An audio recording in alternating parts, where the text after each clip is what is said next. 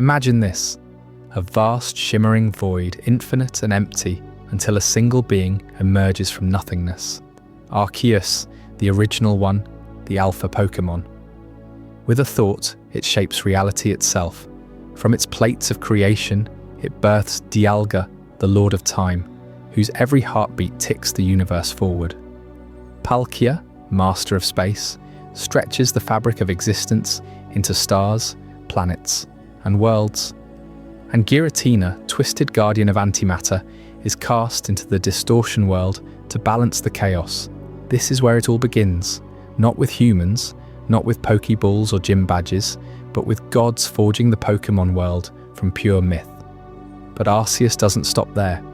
It crafts the late guardians, Uxie, holder of knowledge, peering into every mind. Mesprit, the spark of emotion that makes hearts beat with joy and rage. Azelf, the willpower that drives life to conquer or perish. These trio infuse the budding world with the essence of sentience.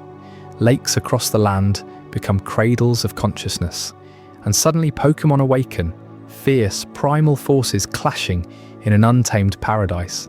Fast forward through eons of cataclysm. Picture continents buckling under the wrath of legendaries. Groudon, the magma colossus, erupts from the Earth's core, expanding land masses with blistering heat. Kyogre, the ocean sovereign, counters with tidal fury, drowning the world in endless seas. Skies boil, ecosystems shatter, species rise and fall in prehistoric fury. Relicanth swims ancient depths, while Aerodactyl soars over volcanic skies. Then from the ozone layer descends Rayquaza, the sky dragon, mediator of mayhem. It mega-evolves, or perhaps in its primal glory, halting the apocalypse, forging the supercontinents we know today. Tectonic scars remain. The Kalos region's ultimate weapon echoes this era, a remnant of primal war. This is the primordial canvas, painted in fire, flood, and divine intervention. But myths fade into history as humans enter the frame. No longer just survivors in a Pokémon paradise, they become partners. In the shadowed forests of what would become Johto, ancient peoples harvest apricorns, those tough nut-like seeds, to craft the first primitive Pokeballs. Not the sleek red and white spheres of today, but crude capsules, binding human ingenuity to Pokémon spirit. Ruins sprout like petrified memories, the Sinnoh ruins whispering of Arceus' creation. Unova's relics hiding Dragon Spiral Tower, where Reshiram and Zekrom first clashed ideologies. Hisui, ancient Sinnoh, marks the dawn of organised coexistence. Clans feud, alphas roam wild, and outsiders arrive with strange customs, taming beasts into allies. Noble Pokémon rule like kings. Humans learn the rhythm of battles, not for sport, but survival. This era births the trainer, ethos, respect through strength, bonds forged in the wild. Civilizations rise on every shore. Hoenn's seafaring tribes, Kanto's warrior clans, each weaving Pokémon into their myths, arts and wars, and then the modern explosion. The Pokémon world we cherish, a patchwork of regions pulsing with adventure. It kicks off in Kanto and Hoenn, where fresh-faced trainers like Red and Brendan step out from Pallet Town, and Littleroot, chasing 8 badges and a champion's crown. Indigo Plateau echoes with triumphs, while the Hoenn League seals fates amid volcanic peaks and coral reefs. These are the foundation stones, mere years before the world expands. Johto follows swiftly, its heart-shaped land bridging Kanto's legacy. Gold, silver, crystal, protagonists wander from New Bark Town, confronting the return of legendary birds, awakening Ho-Oh's rainbow, and delving into the ruins of an elder age. Sinnoh emerges next, Diamond, Pearl, Platinum, unveiling the creation trio anew. Time rifts and distortions threatening distortion world incursions. Dawn and Lucas chase Dialga's roars across snowy peaks. Unova rises in black and white, a land of black and white ideals clashing. Truth versus lies, symbolised by Reshiram and Zekrom's eternal dance. Hilbert and Hilda topple Team Plasma's Dragon Dreams, reshaping the trainer world. 2 years later, sequels Black 2 and White 2 ignite the ultimate showdown with Kyurem, fusing legends into black and white Kyurem horrors. Kalos parallels this frenzy in X and Y, where Mega Evolution bursts onto the scene, eternal flowers blooming in Lumiose City's glow. Serena and Callum confront AZ's millennium-long grudge, the ultimate weapon nearly unmaking the region. Alola's islands shimmer 2 years on in Sun and Moon, Ultra Beasts ripping wormholes from alternate dimensions. Ultra Sun and Moon deepen the multiversal madness, Nihiligo poisoning minds, Pheromosa slicing shadows. Then Galar's wilds in Sword and Shield, Dynamaxing giants rampage in stadiums. Rose's Folly awakens Eternatus, a nuclear dragon poisoning the Crown Tundra. Champions Leon and Mustard etch new legends. Finally, Paldea in Scarlet and Violet, the freshest chapter. Open world sprawl across starry skies and zero-gravity ruins, paradoxes tearing time asunder. Area Zero hides ancient sins, terrestrial phenomena glittering like forbidden jewels. Nimona, Penny, Arven, they're the now, battling the society's fringes. But here's the mindbender. This isn't one straight line. Pokemon's timeline splinters like a cracked Pokeball. Remakes reboot eras, Fire Red echoes Red's glory, Omega Ruby revives Groudon's primal rage. Mega Evolutions, a branching path where Kalos trainers unlock infinite potential. Dynamax, Galar's unique epoch. Z-moves, Alola's cultural explosion. Parallel universes coexist, worlds where Ultra Necrozma conquers, or legends, Arceus rewrites Hisui's fate. Developers like Game Freak craft a multiverse tapestry, prioritizing epic stories over rigid clocks. Pokédex lore bleeds myth into fact. Regirock sculpted from clay, Mewtwo's lab-born fury. Speculative threads we weave into coherence. Why does this matter? Because the Pokémon world isn't just games. It's a living cosmos spanning billions of years, from Arceus' first breath to your latest Paldean raid. Conflicts echo across ages, creation versus destruction, human ambition versus Pokémon primacy. Team Rocket's thefts mirror ancient clan raids, Legendary's rages parallel primal floods. Every badge, every evolution, every shiny hunt ties back to this grand chronology. In this 3-hour odyssey, we'll traverse it all. No stone unturned, no rift unexplored. From the Void's birth to Paldea's paradoxes, unravelling fan theories, dev insights, and lore deep cuts. Expect chills from Giratina's banishment, thrills from Rayquaza's dive, and revelations tying your favourite mons together. Whether you're a Kanto vet or Scarlet newbie, this timeline will redefine your Pokédex. Strap in, trainers. The journey through time starts now. The birth of creation. In the beginning, there was absolute nothing. No light, no darkness, no up or down. Just an endless void, silent and eternal. Then from that primordial emptiness, Arceus burst forth, the original one, a being of pure divine will. You have to grasp this. Arceus didn't just appear, it willed itself into being, forging the very fabric of reality from chaos. Its body, adorned with 1,000 plates that shifted like living constellations, channeled infinite energy. With a single surge of power, those plates detached and remade the void, birthing the pillars that would hold the universe together. Stars ignited in the distance, dimensions unfolded, existence itself began to pulse with purpose. Arceus wasn't creating from materials, it was inventing the rules of reality, layer by layer, ensuring stability where only oblivion had reigned. But how does one entity shape infinity alone? Arceus knew it needed lieutenants, embodiments of the fundamental forces.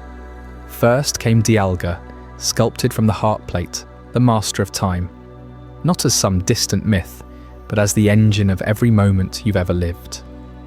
Dialga's roar echoes through eternity, each breath marking the tick of seconds, minutes, years. Without Dialga, time wouldn't flow linearly. Events would loop, freeze, or unravel. Pokémon lore from the Sinnoh myths tells us Dialga devours time itself to sustain its power, growing stronger with every epoch it oversees. In the games like Diamond and Pearl, you glimpse Dialga's domain in the depths of Mount Coronet, where the air thickens with temporal distortion. Trainers who challenge it risk aging decades in seconds, or reliving battles endlessly. You feel that weight, don't you? Every clock on your wall, every sunrise, traces back to Dialga's unyielding rhythm, a gift from Arceus to give creation order. With time established, space demanded its guardian. From Arceus' spatial plate emerged Palkia, the colossal architect of distance and form. Palkia doesn't just occupy space, it defines it, stretching voids into vast regions, compressing stars into pockets, moulding the Pokémon world into continents and oceans we know today. Legends say Palkia's presence warps reality.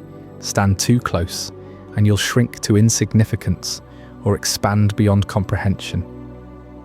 In Platinum's lore, Palkia clashes with Dialga in cataclysmic rifts, their battles tearing holes where time bleeds into space. Think about Kalos or Galar, those sprawling landscapes with their towering spires and endless skies owe their scale to Palkia's influence. Arceus chose wisely here, because without Palkia, Dialga's time would have nowhere to unfold.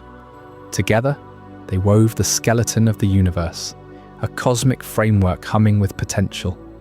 But you sense there's tension brewing, right? These creations weren't flawless. They carried shadows of their origin.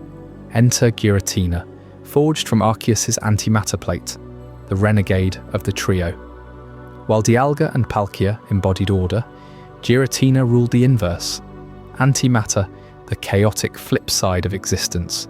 It governed distortions, parallel realms, the unseen underbelly where reality frays. Giratina's form, a ghostly dragon with golden armor and endless wings, slithers through voids, untouched by light. The Sinnoh creation myth paints it as the necessary counterbalance. For every action of time and space, antimatter provides reaction, preventing stagnation. Yet this power came with a volatile spirit. Giratina didn't bow easily. It rebelled against the harmony Arceus envisioned, its antimatter essence clashing violently with its siblings. Their confrontation shattered early reality, fissures cracked open, leaking otherworldly energies that would haunt the Pokémon world forever. Banished for its defiance, Giratina was cast into the Distortion World, a fractured mirror realm where gravity twists, shadows walk upright, and time loops in impossible knots. This wasn't mere punishment. It was exile to contain the chaos. From there, Giratina broods, its presence felt in Pokémon like Spiritomb or the reverse world glimpses in Platinum. You encounter echoes of this banishment in the games, portals that suck you into inverted dimensions, where up is down and friend turns foe. That fracturing? It explains anomalies across regions, the Bermuda Triangle-like Bermuda of Unova, the ultra-space rifts in Alola, even the distortion worlds hinted in legends. Arceus. Early reality bore scars from this primal war, weaknesses that later legends would exploit. Arceus, ever the architect, sealed Giratina away, but left a whisper of connection, a reminder that balance demands darkness. Now let's dig deeper into what this birth truly meant. Arceus' emergence wasn't a one-off miracle, it set precedents for all Pokémon creation. Those plates, they're not just tools, they're archetypes. Dialga's steel dragon body symbolizes unyielding progression, its diamond stream attack freezing foes in temporal stasis. Palkia, pearl pink and spatial, unleashes spatial rend, slicing through barriers like paper. Giratina's shadow form, altered for stealth in the Distortion world, shifts to origin, former for raw power, wings spanning realities. Fans debate endlessly. Was Giratina truly evil, or a misunderstood force? Pokédex entries from Heart Gold and Soul Silver describe it as the ruler of the distortion world, born to maintain antimatter's purity. Its rebellion fractured bonds, but without it, the universe might collapse into bland uniformity. You see this philosophy echoed in later myths. Light needs shadow, order needs chaos. Consider the implications for the Pokémon world you love. Hisui in Legends. Arceus hints at these origins through the space-time rift, where Dialga and Palkia's essences leak into the past, summoning ancient Pokémon across eras. That rift, a direct scar from their sibling rivalry with Giratina. In the anime, episodes like The Rise of Darkrai show spatial tears summoning Giratina, its rage palpable. Even in manga like Pokémon Adventures, Arceus's plates are quest artifacts, each holding universe-shaping power. Trainers like Cynthia or Volo chase these truths, uncovering how the original one's children underpin every gym battle, every legendary encounter. Dialga's time mastery lets Regigigas move mountains in epochs. Palkia's space control expands Mewtwo's psychic domains. Giratina's antimatter fuels ghostly evolutions, like Giratina-inspired moves in competitive play. But why does this matter to you, the trainer piecing together the timeline?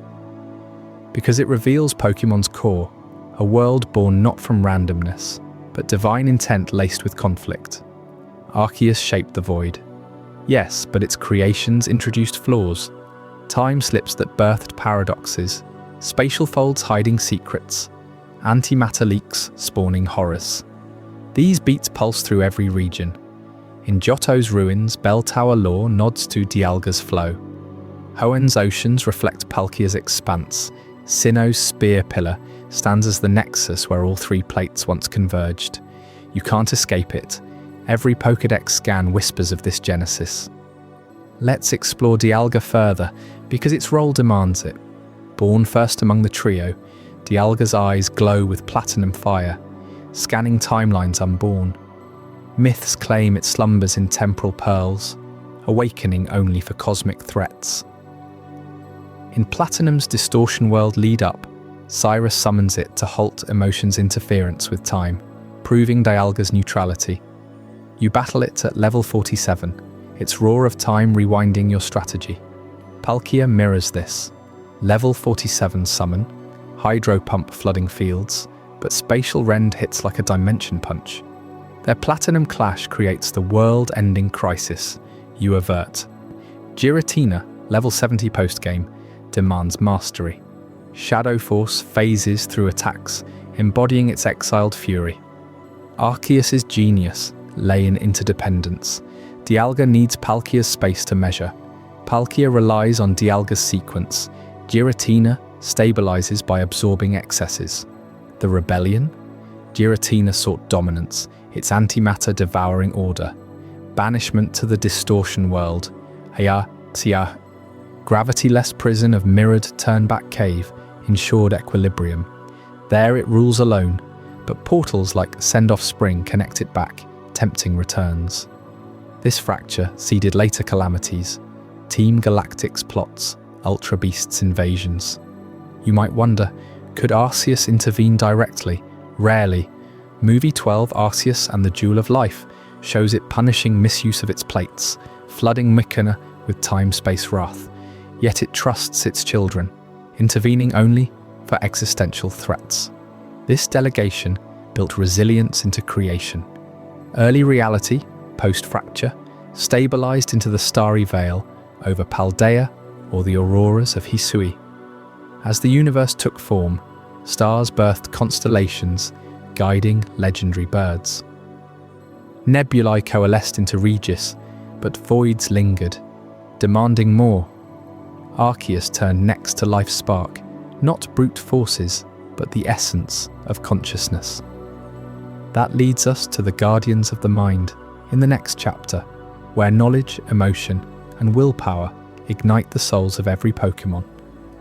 What happens when these trio awaken sentience across the world? Stick around. You won't believe how they bridge gods to trainers.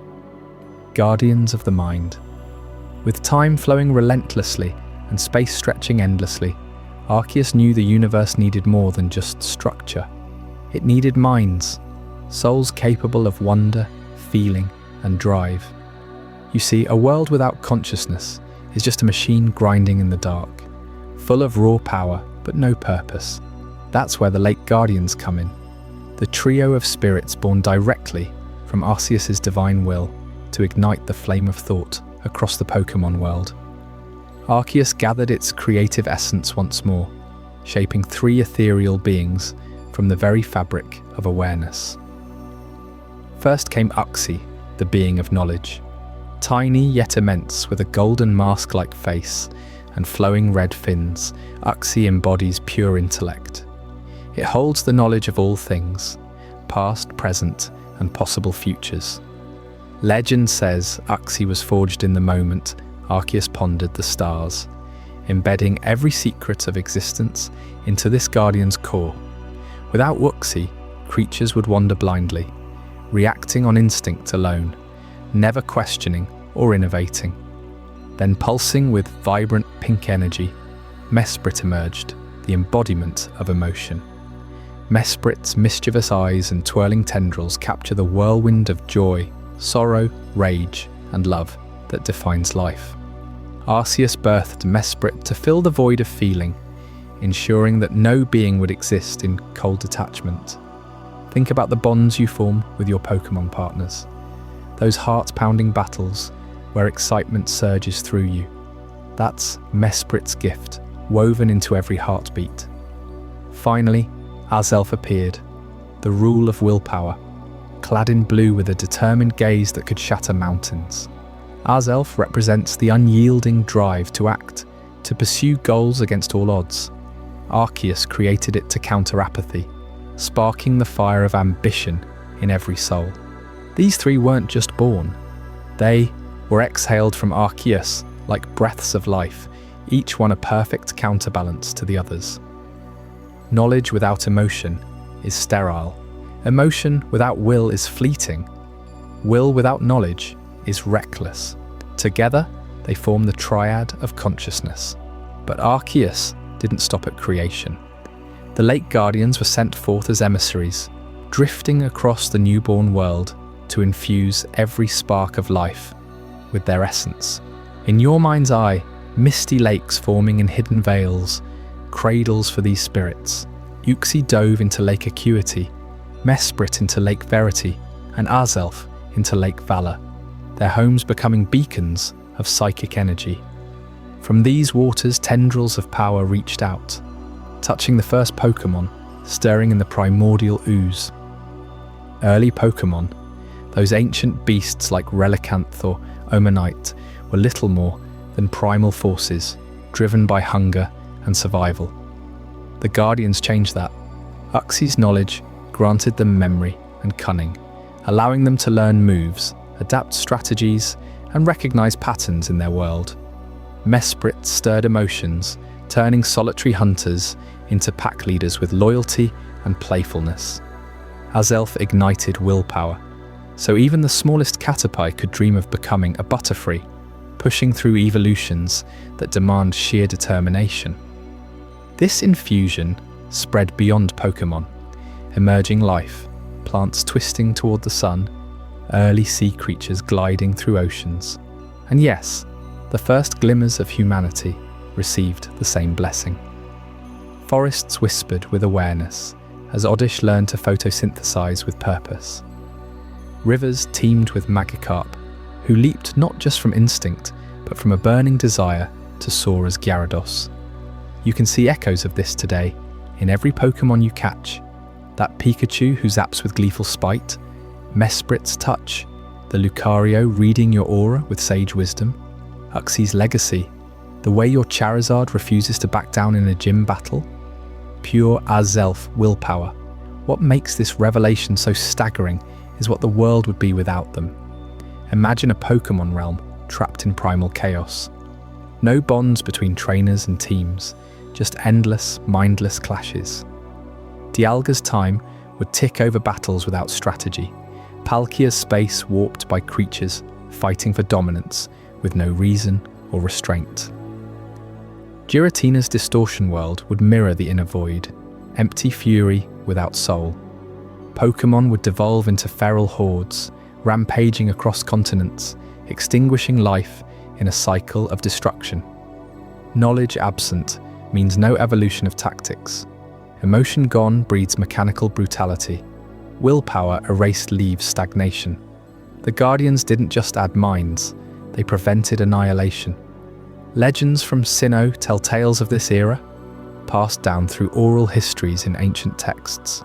One story speaks of a time before the lakes shimmered with power, when the land was a frenzy of shadowy forms, clashing eternally. Uxie appeared first, its eyes flashing like comets, granting intellect to a rampaging pack of Primeape. Suddenly they paused, calculated, and retreated to strategize. Mesprit followed, dancing through the air, filling their hearts with camaraderie. Fists lowered, alliances formed. Azelf sealed it, igniting resolve so they built the first crude shelters instead of destroying them. Humanity's ancestors, primitive wanderers, felt it too. A hunter gazing at a Bidoof, not as prey, but as a potential friend. That shift birthed coexistence. Dive deeper into their powers, and you'll uncover why they're revered as gods. Uxie can erase memories with a glance, a tool to protect fragile minds from overload. In the lore, it once blanked the knowledge of a catastrophic event from an entire village, sparing them madness. Mesprit, elusive and capricious, spreads emotional waves that can calm riots or spark revolutions. Sailors in Sinnoh whisper of Mesprit saving ships from despair during storms, flooding crews with hope. Azelf commands willpower so potent it moves boulders or shatters psychic barriers. Warriors invoke its name before trials, feeling an inner strength surge. These guardians aren't distant deities, they're active forces.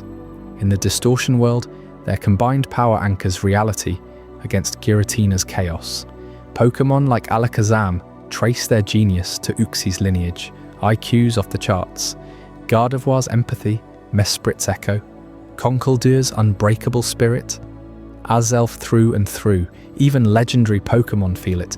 Cresselia dreams with emotional depth, thanks to Mesprit. You might wonder, how does this connect to your journey as a trainer? Every time you teach a Pokémon a TM, that's Uxie's knowledge expanding. When your team rallies in a double battle, emotions syncing perfectly, Mesprit smiles. And that final push against the Elite Four, where willpower turns the tide. Azelf's fire burns bright. Without them, Pokédex entries would be blank slates. No quirky behaviours, no rivalries, no legends of heroism. Consider the broader implications. In regions far from Sinnoh, their influence lingers subtly. Hoenn scholars credit Uxie for the invention of Pokéballs from apricorns, a leap of intellect. Unova's heroes draw on Mesprit's emotions during moral dilemmas. Kalos trainers channel Azelf's will in mega evolutions. That burst of resolve, it's a universal thread, binding the Pokémon world. But here's a chilling truth hidden in the myths. The Guardian's power isn't infinite. Threats have arisen before, beings seeking to steal their essence for domination. In one ancient scroll, a dark force nearly drained Lake Verity, plunging nearby Pokémon into emotional numbness. Battles raged without passion. Evolution stalled. Only the Guardian's unity restored balance. You feel that tension even now, in tales of Team Galactic's folly, echoing those primal fears. Their lakes serve as nexuses, psychic hubs where trainers still pilgrimage for enlightenment. Dip a hand in Lake Valor, and some claim a spark of pure determination. Ignites within. Meditate by Lake Acuity, unlock forgotten trivia. Chase Mesprit across Lake Verity, confront your deepest feelings. These aren't just locations, they're portals to the mind's core. As you piece this together, realize the Lake Guardian's elevated existence from brute survival to symphony. Pokémon became more than monsters. They became companions with stories. Life gained depth, turning a chaotic canvas into a world of infinite potential. Yet even with minds awakened and souls aflame, the physical world wasn't done shaping itself. Tremors stirred in the Earth's core, ancient titans awakening to clash in a cataclysm that would redefine continents. That's the story of the primal cataclysm coming up next, where land, sea and sky wage war, and you won't believe how close the world came to unraveling completely. Primal cataclysm. Deep within the newborn Pokémon world, as life stirred with knowledge, emotion and willpower, two colossal titans awoke to claim dominion over the planet's very foundation. Groudon, the continent Pokémon, erupted from the Earth's molten core, its massive body radiating unbearable heat. You can almost feel the ground shuddering under its weight as it stomped forward, forcing continents to rise from the oceans in jagged defiance. These weren't gentle uplifts. They were violent thrusts, splitting seas and carving mountains that pierced the sky. Groudon's primal rage demanded land, endless expanses of dry earth to fuel its solar power, turning shallow waters into sprawling plateaus overnight. But Groudon didn't rule alone. From the abyssal depths surged Kyogre, the sea basin Pokémon, a leviathan of pure hydrostatic fury. Its body, cloaked in cascading torrents, unleashed floods that swallowed those newborn continents whole. Cataclysm. Waves taller than mountains crashing down, drowning valleys and reshaping coastlines into submerged wastelands. Kyogre's primal instinct craved expansion of the seas, precipitating endless rain that turned the world into a churning, bottomless ocean. These weren't mere storms, they were biblical deluges, where the sky itself wept in solidarity with the sea god below. Their war wasn't a single battle, it was an eternal clash that defined the planet's infancy. Groudon would heave up land masses, only for Kyogre to counter with cataclysmic downpours, eroding shores and flooding plains. The air thickened with steam from clashing elements, lightning forked across perpetual storms, and the earth groaned under the strain. Life, barely sparked by the lake guardians, teetered on extinction. Pokémon huddled in crevices as supercontinents fractured and reformed. You've seen hints of this in the lore. Ancient Pokédex entries whisper of skies blackened by conflict, oceans boiling from Groudon's heat, and lands cracking open like eggshells. In Hoenn's myths, this feud is etched into every cave and cove, a reminder that the ground you walk on was forged in apocalypse. What made it? Endless. These weren't thinking beings driven by hatred, they were embodiments of primal opposition. Groudon's drought ability evaporated seas to dust, while Kyogre's drizzle summoned monsoons that lasted eras. The world became a battlefield of extremes. Deserts birthed from flooded realms, then drowned again in reprisal. Continents rose like fists from the waves, only to sink into murky depths. The balance tipped wildly. Too much land and oceans receded to lifeless salt flats. Too much water, and the planet risked becoming a water world void of breathable air. You have to wonder, how did anything survive this? Early life forms, those first Pokémon, infused with willpower and emotion, adapted in the chaos, their forms twisting to endure fire and flood. This deadlock might have consumed everything, but then, from the ozone layer descended Rayquaza, the sky-high Pokémon, guardian of the atmosphere. No mere dragon, but a mediator forged for this exact crisis. Coiled like a living serpent around the planet's axis, Rayquaza embodied equilibrium. Its descent wasn't gentle, it pierced the storm clouds with a roar that silenced the titans, wings slicing through gales as if they were paper. Legends say Rayquaza Mega evolves into its primal form here, or perhaps taps into Delta Stream to neutralize both drought and drizzle simultaneously. You feel the shift. Groudon's earth-shaking steps falter, Kyogre's waves recede, as Rayquaza enforces primal balance through sheer aerial supremacy. Rayquaza didn't destroy them, it subdued, forcing Groudon back into volcanic slumber and Kyogre to abyssal trenches. It wove their powers into harmony. Land and sea stabilized, not equal but interdependent. Continents floated as archipelagos amid vast oceans, mountains ringed by coral reefs. This mediation birthed the world's geography as we know it. Think about Sinnoh's jagged peaks, echoes of Groudon's upheavals, or Alola's ringed islands, remnants of Kyogre's basin-carving floods. Even Kalos's fractured terrain bears scars from these wars, where primal energy seeped into the soil. Those tectonic scars, they're the bedrock of modern regions. Hoenn, ground zero of the legend, sits atop fault lines where Groudon slumbered, its volcanoes still humming with latent power.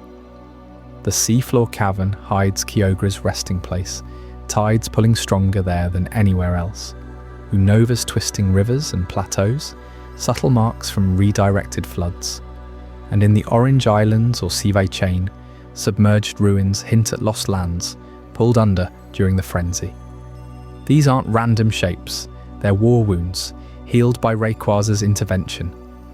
Explorers in the game stumble upon primal orbs, red for Groudon, blue for Kyogre, that awaken these beasts even today, proving the cataclysm's embers never fully died. But why does this matter to you, the trainer piecing together the timeline? Because it explains the world's volatility. Earthquakes in Johto, tsunamis off Kanto's coast, they're aftershocks of that primal war. Rayquaza patrols the skies still, intervening when legends like in Omega Ruby and Alpha Sapphire threaten to reignite the feud. Imagine training your team on routes scarred by gods. That gym badge in Lava Ridge Town overlooks a caldera born from Groudon's fury. Every Elite Four challenge, every champion battle, happens on a stage set by this trio's drama. Delve deeper into the lore, and it gets even wilder. Pokédex entries from Primal Groudon describe it absorbing sunlight to expand land infinitely, a walking terraformer gone rogue. Kyogre, conversely, expands oceans by precipitating primordial rains. Its body, a perpetual storm engine. Rayquaza, blind in one eye from some ancient lore, senses pressure changes to predict and prevent disasters. In Hisui's tales or Unova's films, echoes of this balance appear. Zekrom and Reshiram's ideals versus truth, but rooted in land-sea duality. Even Arceus watches from afar, its creation plates vibrating with the memory. You might ask, could this happen again? Absolutely, and it has, in alternate timelines like those mega evolution events. Stephen Stone awakens Groudon, Archie summons Kyogre, and only Rayquaza or trainers like you restore order.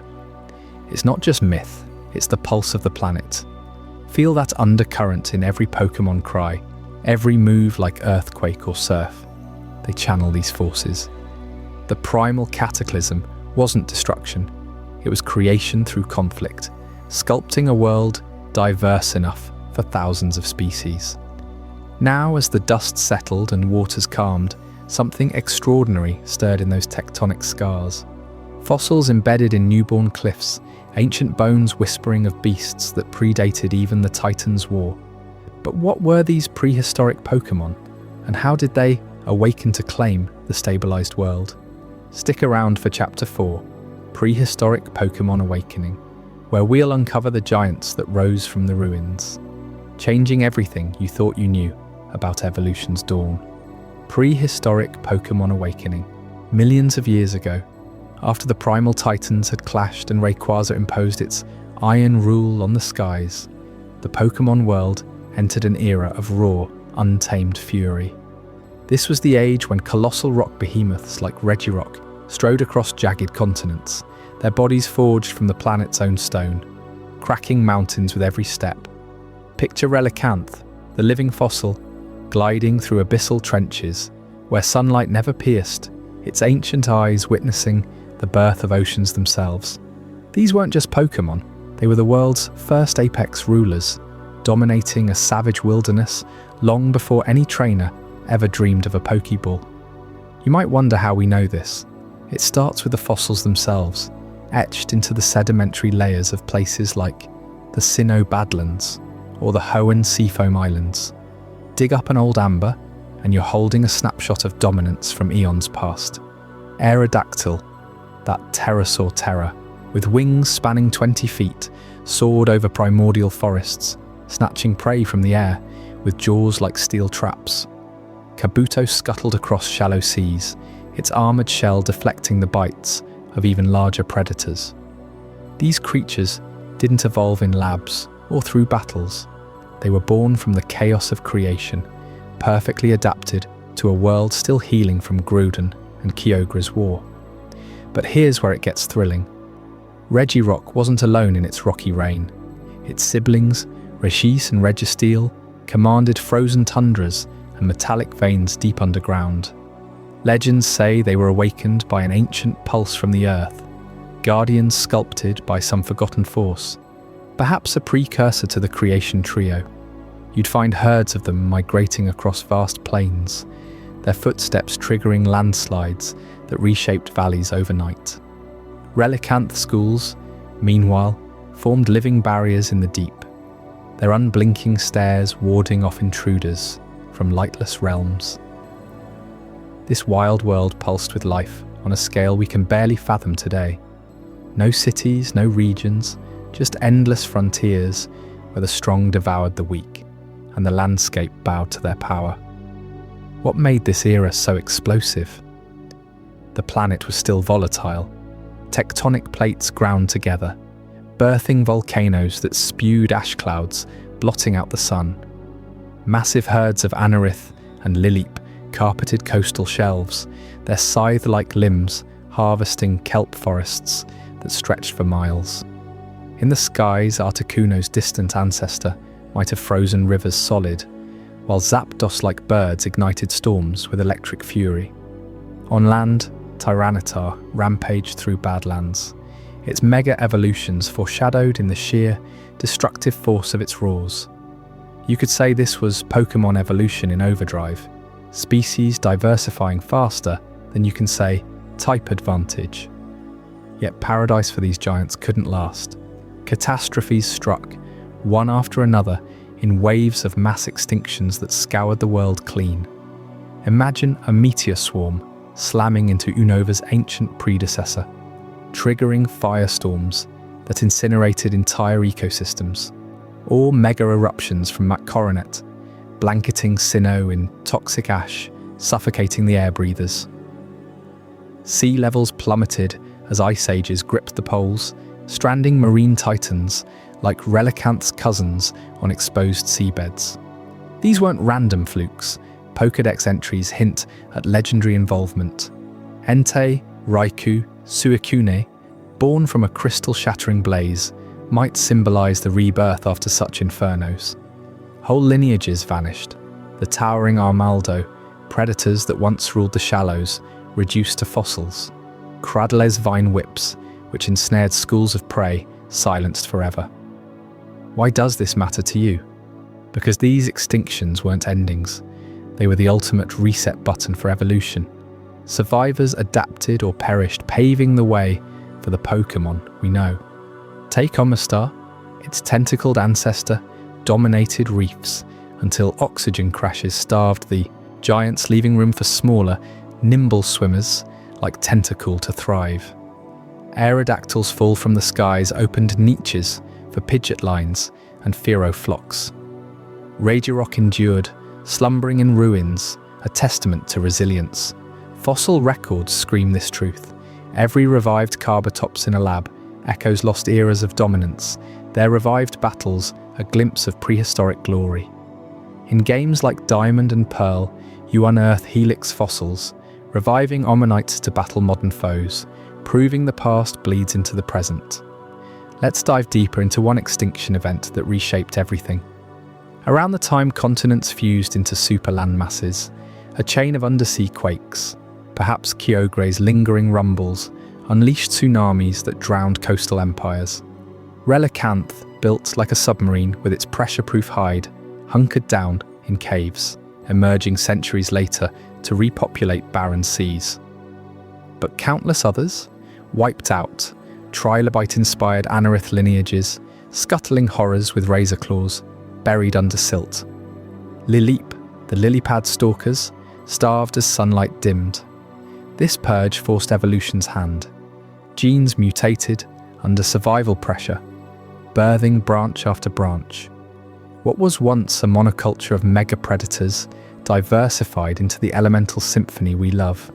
Fire breathers from volcanic refugees, psychics from isolated cave dwellers. You feel the weight of it, don't you? Standing in a museum wing with helix and dome fossils on display, you're not just looking at rocks, you're peering into apocalypse survivors. Pokédex lore backs this up. Relicanth's entry notes. It's unchanged for eons, a living fossil mocking extinction's scythe. Regirock? Its body is composed of rocks. It was born in the cracks of a mountain. These hints pieced together by fans reveal a timeline of trial by fire. In Hoenn's Cave of Origin, murals depict these ancients clashing with proto-legendaries, earthquakes swallowing armies whole. But survival bred innovation. Post-extinction, new forms exploded onto the scene. Bastiodon, with its fortress face, evolved from shieldon to blockade narrow passes, protecting herds from flash floods. Rampardos, the head-butting juggernaut, cracked open boulders for grubs in famine years. These weren't flashy, they were brutal necessities. Fossil Pokémon like Caracosta chomped through armoured fish, their shells evolving thicker amid acidified oceans. You can trace it in the type charts. Rock and water types dominated pre-extinction, but fire, electric and flying surged post-purge, filling voids left by the fallen. Consider the Regi Trio's role. Awakened in this frenzy, they stabilized regions, Regirock compressing earth to halt sinkholes, Regise flash-freezing floodwaters. Their presence in ruins across Hoenn, Sinnoh, even Unova suggests a network of ancient watchers mitigating disasters. Yet even they slumbered through the worst, reawakening to a transformed world. Mass extinctions culled 90% of species in some waves per speculative lore timelines, forcing the remaining to speciate wildly. That's why we have over 1,000 Pokémon today. Each extinction was an evolutionary accelerator pedal slammed to the floor. Fossil records don't lie. They're the smoking gun. In Kalos's glittering cave, inscriptions match Pokédex tales of ancient kings toppled by comets. Amber-preserved fossils in Johto's Ilex forest hold DNA of long-gone flyers. Revive a fossil Pokémon in Pokémon Red or Scarlet, and it fights with primal rage, stats echoing their era's brutality. This dominance, total. No Pokémon challenged Aerodactyl's dive bombs or Kabutop's scythe sweeps unchallenged until the extinctions hit. One standout story, the Great Freeze of Proto-Sinnoh. Glaciers carved from Regis's domain, entombing herds mid-migration. Survivors burrowed, emerging as torkoal lines belching heat from geothermal vents. Evolution rewarded the tough.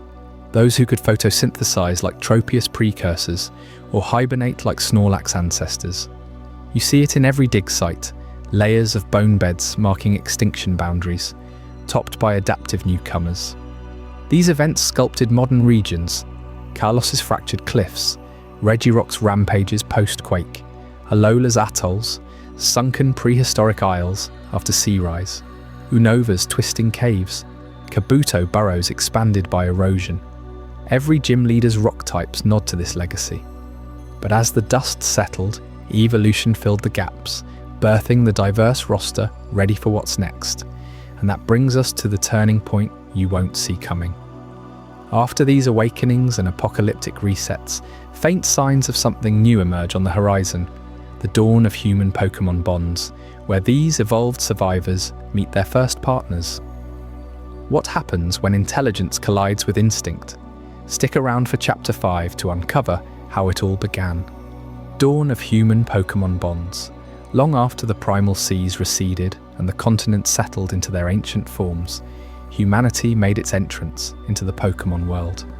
The first humans arrived in a land we now know as Hisui, a wild and untamed frontier, shrouded in mist-shrouded mountains and endless forests.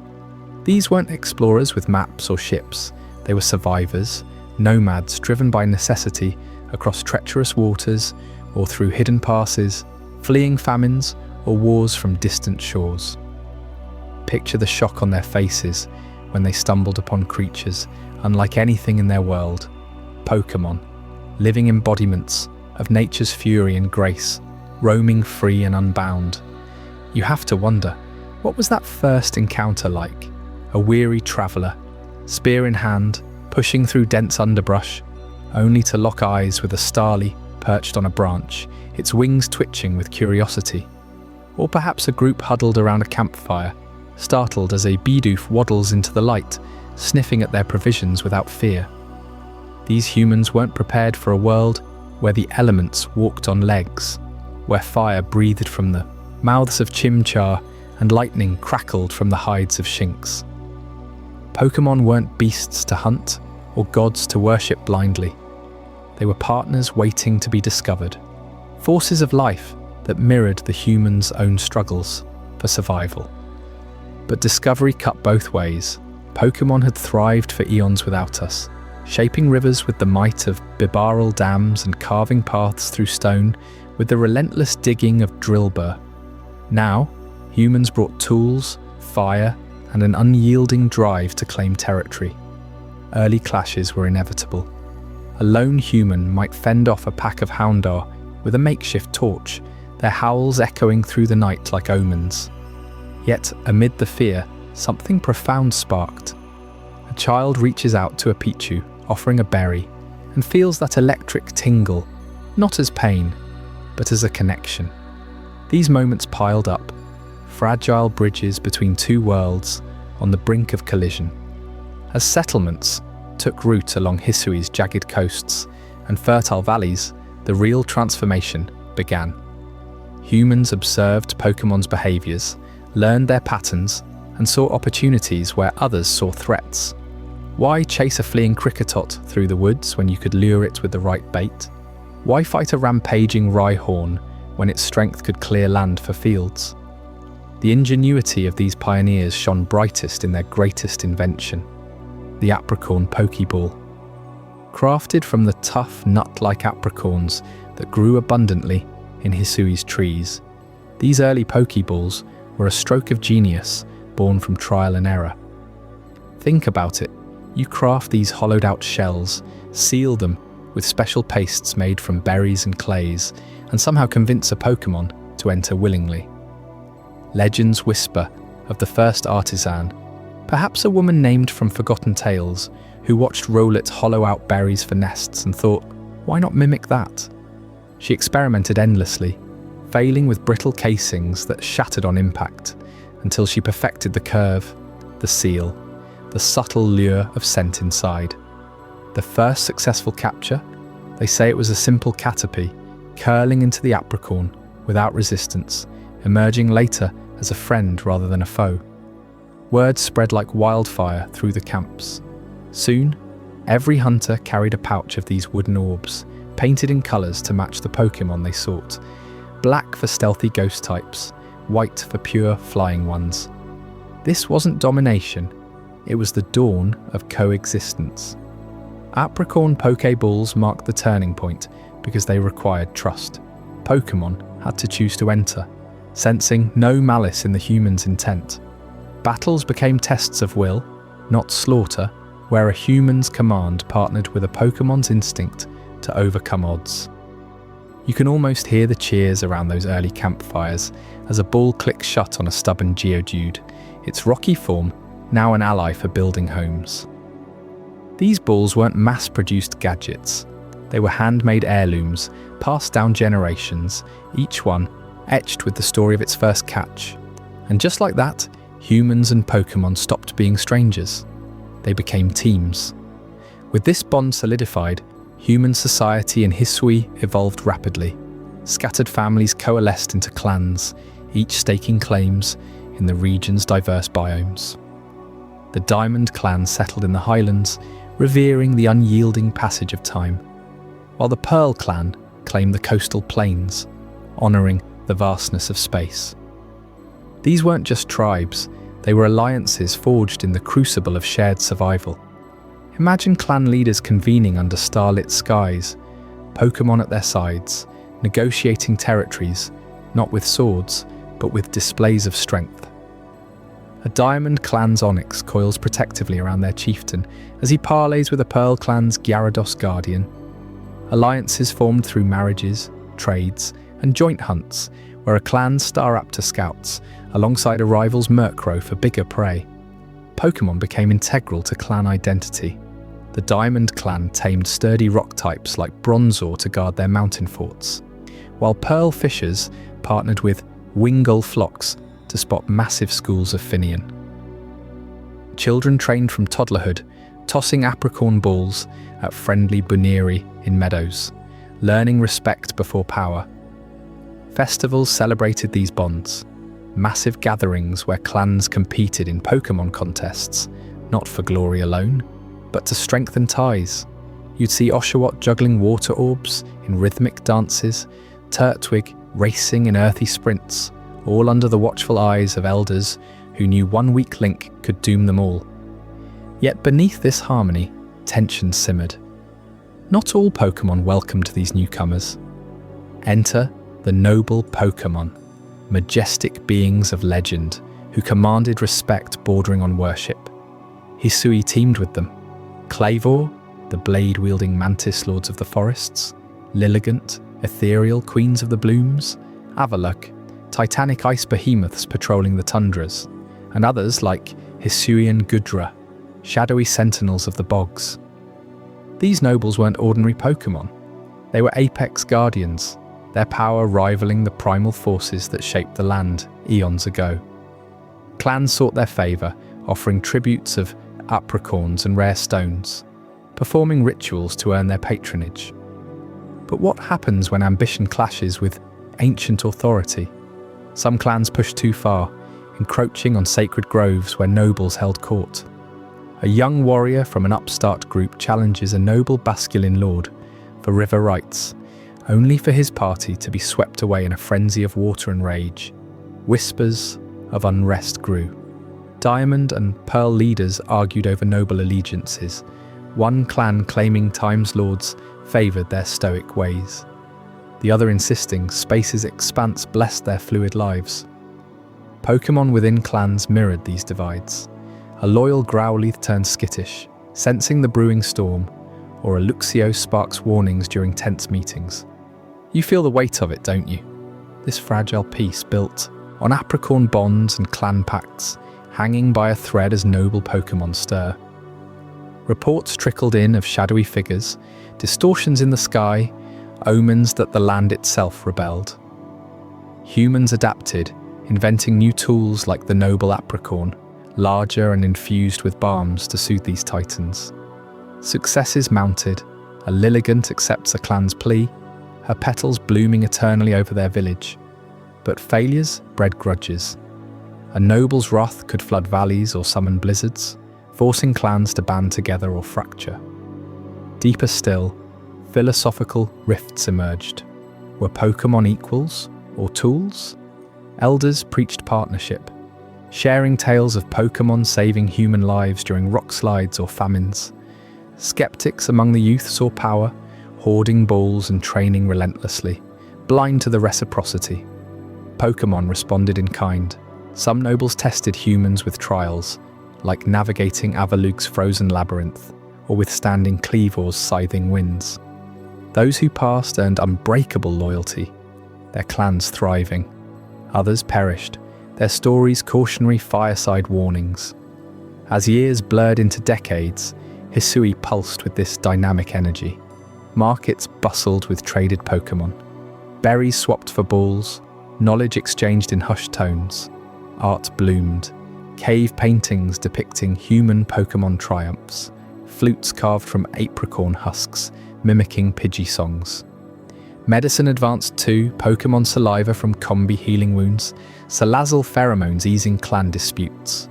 But the nobles loomed largest, their silhouettes against crimson sunsets, a reminder that true coexistence demanded more than invention. It required understanding the wild heart beneath every Pokeball. What you're uncovering here changes how you see the entire Pokémon saga. These early bonds in Hisui weren't just history. They birthed the trainer ethos we know today. Every gym battle, every league challenge traces back to those first Apricorn cliques and clan oaths. Yet as tensions with the nobles escalated, events unfolded that would etch legends into the land itself. Up next in Chapter 6, Legends of Hisui, you'll witness the cataclysmic clashes and heroic stands that defined an era, secrets that could rewrite everything you thought you knew about these noble guardians. Stick around, you won't want to miss how it all explodes from here. Legends of Hisui deep in the mists of time, long before the bustling leagues and champion battles you know today. The region of Hisui stood as a wild frontier where humans and Pokémon first truly tested their fragile alliance. This was no gentle introduction. It was a clash of worlds that would forge the very traditions of training we cherish now. You see, Hisui, what we'd later call Sinnoh, was a land raw and untamed, teeming with Pokémon that roamed free, unbound by balls or commands. But into this chaos steps our hero, a wanderer thrust from a distant future by the whims of space and time itself. Picture yourself there, dropped into a village of settlers from afar, tasked by the region's galaxy team to catalogue every Pokémon species. That's the life of this protagonist, nameless in legend, but etched forever in Hisui's scrolls. They call them the Survey Corps Champion, but make no mistake, you're not just scribbling notes, you're surviving stampedes of alpha Pokémon, giants that dwarf mountains, and unravelling mysteries that threaten to tear reality apart. Why did they come? Legends whisper of a celestial envoy sent by Arceus to survey and protect. But as you'll discover, protection cuts both ways. The Galaxy team, led by Commander Kamado, builds their base at Jubilife Village, a humble outpost amid endless wilderness. Their mission? To understand Pokémon, not conquer them. Early on, you bond with your starter, Rowlet, Cyndaquil, or Oshawott, learning that trust, not force, opens doors. But harmony shatters fast. Noble Pokémon, majestic guardians blessed by the Lake Trio, Uxie, Mesprit, Azelf, descend into frenzied rage. Cleavor, the Lord of Space near Obsidian Fieldlands, slices the air with blades sharper than steel. You trek through crimson bogs, face its fury, and with a mix of wits, apricorn balls crafted by Old Man Simosiwak, and the power of your starter's evolution, you calm it. Not by battling to submission, but by purifying the corruption seeping from a strange red glow. That glow? It's no accident. It spreads like a plague, twisting nobles into beasts of destruction. Lilligant in the crimson mylands dances death, her petals slicing like scythes. You climb treacherous peaks, dodge her hypnotic fury, and use balms made from local herbs to soothe her rampage. Each victory feels earned, personal. You feel the weight of Hisui on your shoulders, don't you? Because every pacified noble strengthens the people's faith in coexistence. Hisuian Zoroark, spectral and vengeful in the wilderness, tests your stealth. Then Avalugg in the icy Alabaster Icelands, a fortress of frost. And don't get me started on Hisuian Arcanine, that loyal blaze turned feral guardian. By the time you've tamed all 7, Cleaver, Lilligant, Hisuian Arcanine, Noble Electu from the Highlands, Avalugg, and the spectral duo of Zoroark, and the final one, wait. That's the lineup that reshapes villages into safe havens. These feats aren't just tall tales, they birth the early trainer traditions. Galaxy Team evolves with members like the cheerful Astera crafting better gear, or the brooding Garrick challenging you to prove your mettle. Pokeballs become commonplace, thrown with precision, not savagery. Bonds form that echo through generations, proving humans and Pokémon can thrive together. You start to see it, right? The seeds of every gym leader, every professor's lab, planted right here in Hisui's blood-soaked soil. But shadows loom larger. Enter Volo, the merchant with a smile too sharp, eyes hiding storms. He trades rare wares, shares cryptic lore from ancient texts, but his heart burns with resentment. Abandoned by his family, obsessed with the creation myths you glimpsed in the intro, Volo dreams of remaking the world. He believes Arceus forsook humanity, leaving Pokémon to rule unchecked. His ambition? To summon the original one itself and demand answers or unleash chaos if denied. You cross paths early, trading catches, but tension builds. He probes your origins, hints at rifts in time. The celestial envoy, he calls you, piecing together your otherworldly arrival. As you delve deeper, climbing Mount Coronet, the heart of Hisui, piercing the heavens, the truth unravels. You've pacified the nobles, catalogued hundreds of species, even glimpsed distortions where past and future bleed together. Volo reveals his hand at the temple of Sinnoh, an ancient shrine etched with plates of creation. He challenges you outright, his team a mirror of legend, Togepi evolving to a powerhouse, Spiritomb whispering curses and more, but that's just a warm-up. Defeated, he doesn't yield. Laughing madly, he invokes the power he sought, the origin Pokémon. In a blaze of light, Dialga or Palkia manifests, not the benevolent creators, but twisted forms, alpha versions roaring with primal fury. Time warps around Dialga, Hisuian form, gleaming steel, or Palkia's spatial maw devouring the arena. You battle not just beasts, but gods. Every move counts. Your team, forged from Hisui's wilds, Staraptor slicing skies, Infernape blazing trails, Luxray piercing darkness, against forces that bend reality. Victory comes at a cost, your bonds pushed to breaking. But Volo escapes, his plan far from over. What happens next shakes the multiverse. Pursuing him to the shrouded ruins, you witness the space-time rift tear open. Not some minor glitch, but a gaping wound, courtesy of Volo's machinations with the Lake Guardian's orbs. Through it, horrors pour, glimpses of other worlds, shadowy figures from distant dimensions, echoes of ultra beasts yet to come, even faint silhouettes of trainers from eras unborn. Volo screams his truth. He wants to confront Arceus, force a reckoning across all timelines. This rift isn't local. It's a beacon, revealing Pokémon's multiversal threats. Alternate Hisuis, where nobles never calmed, worlds where humans fell to primal might. Dimensions warped by Giratina's spite. You seal it temporarily, but the damage lingers. Arceus itself appears, not in wrath, but judgment. In a vision of plates and stars, it deems you worthy, gifting the power to choose your path. Dialga or Palkia, fully purified, aids your final stand against Volo. He unleashes Giratina, the renegade Pokémon, its distorted wings shredding the veil between worlds. The battle spans realms, time reverses in bursts, space folds like paper. Your ultimate attack, a radiant burst from your origin form partner, clashes with Giratina's shadow force. Volo falls, broken but alive, vanishing into exile, his ambitions a warning for eternity. With the rift closed, Hisui breathes. The nobles, now serene, watch over the land. Galaxy Team disbands, but their legacy endures. Pokémon centers sprout from village healers, the first badges from noble challenges. You, the hero, slip back through time's threads, leaving legends in your wake. Hisui transforms from frontier to foundation, where catching isn't conquest, but partnership. Early trainers emerge, roaming with teams, sharing tales by campfires. This era cements the code. No needless harm, respect for wilds, pursuit of knowledge. But let's dig deeper into what this means for you, the lore hunter. Legends. Arceus isn't filler, it's the pivot.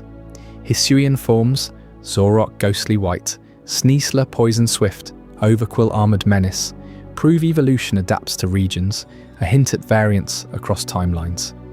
New catches like Wadir, Majestic Steed or Basculegion, Ghostly Salmon of Sorrow expand the decks in ways that ripple forward.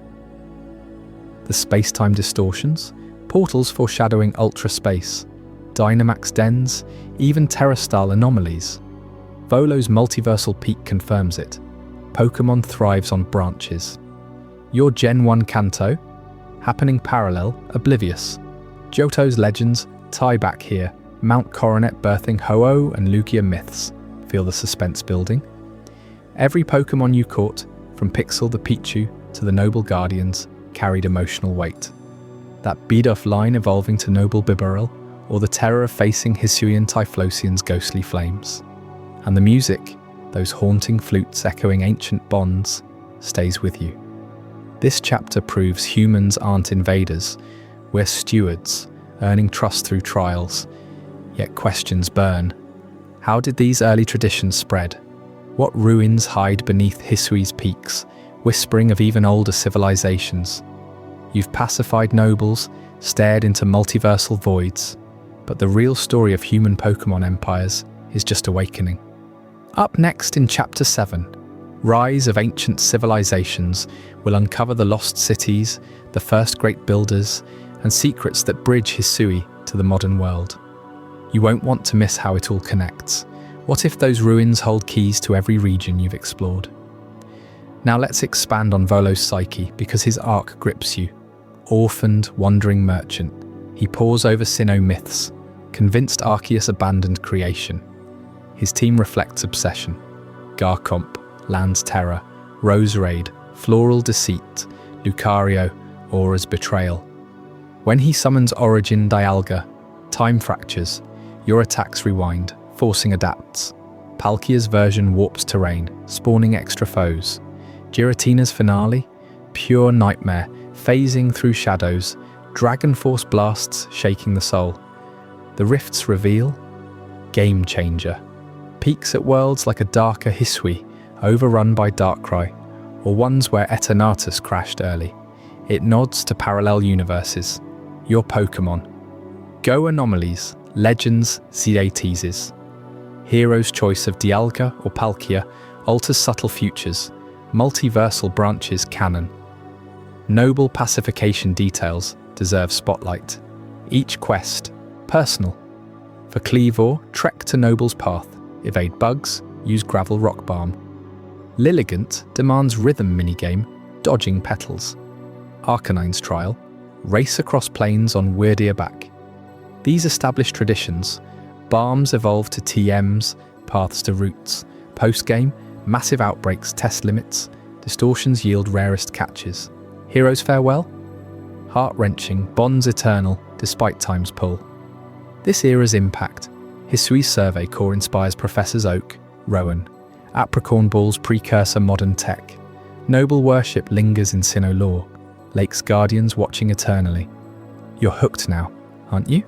The threats multiversal, ambitions god-shattering, traditions born in fire. Hisui isn't past, it's the blueprint. Word count check, plunging deeper. Consider implications. Volo's survival means echoes elsewhere. Perhaps Ultra Recon Squad ties. Rift hints, Scarlet Violet's anomalies. Every Pokémon interaction teaches. Basculegion's leap of faith. Spectral evolution via white-striped form's sacrifice. Sliggoo's shell quest, Typhlosion's spirit plunge. Galaxy team dynamics. Laventon's enthusiasm. Ray Akari rivalry turning respect. Kamado's doubt to pride. Battles scale epic. Alpha's force strategic switches. Nobles demand type mastery. This chapter clocks in transformative, setting multiverse stage, while grounding trainer roots. Curiosity peaks for Ancients rising. Before we dive deeper into this incredible journey, I'm curious, where in the world are you watching this from? Drop a comment below and let our global community know.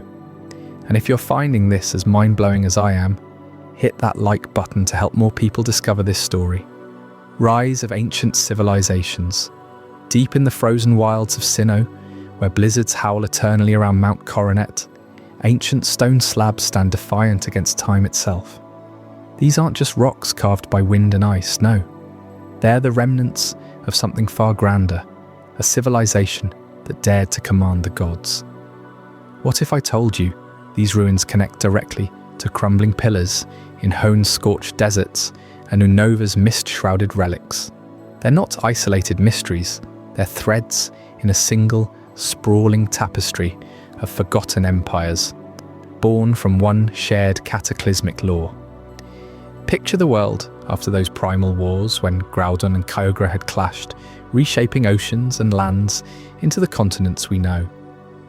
The dust settled, prehistoric beasts roamed fewer in number after mass extinctions, and for the first time, humans began to stir. Not as scattered nomads, but as builders, dreamers, visionaries who looked at Pokémon not as monsters to fear, but as partners in conquest.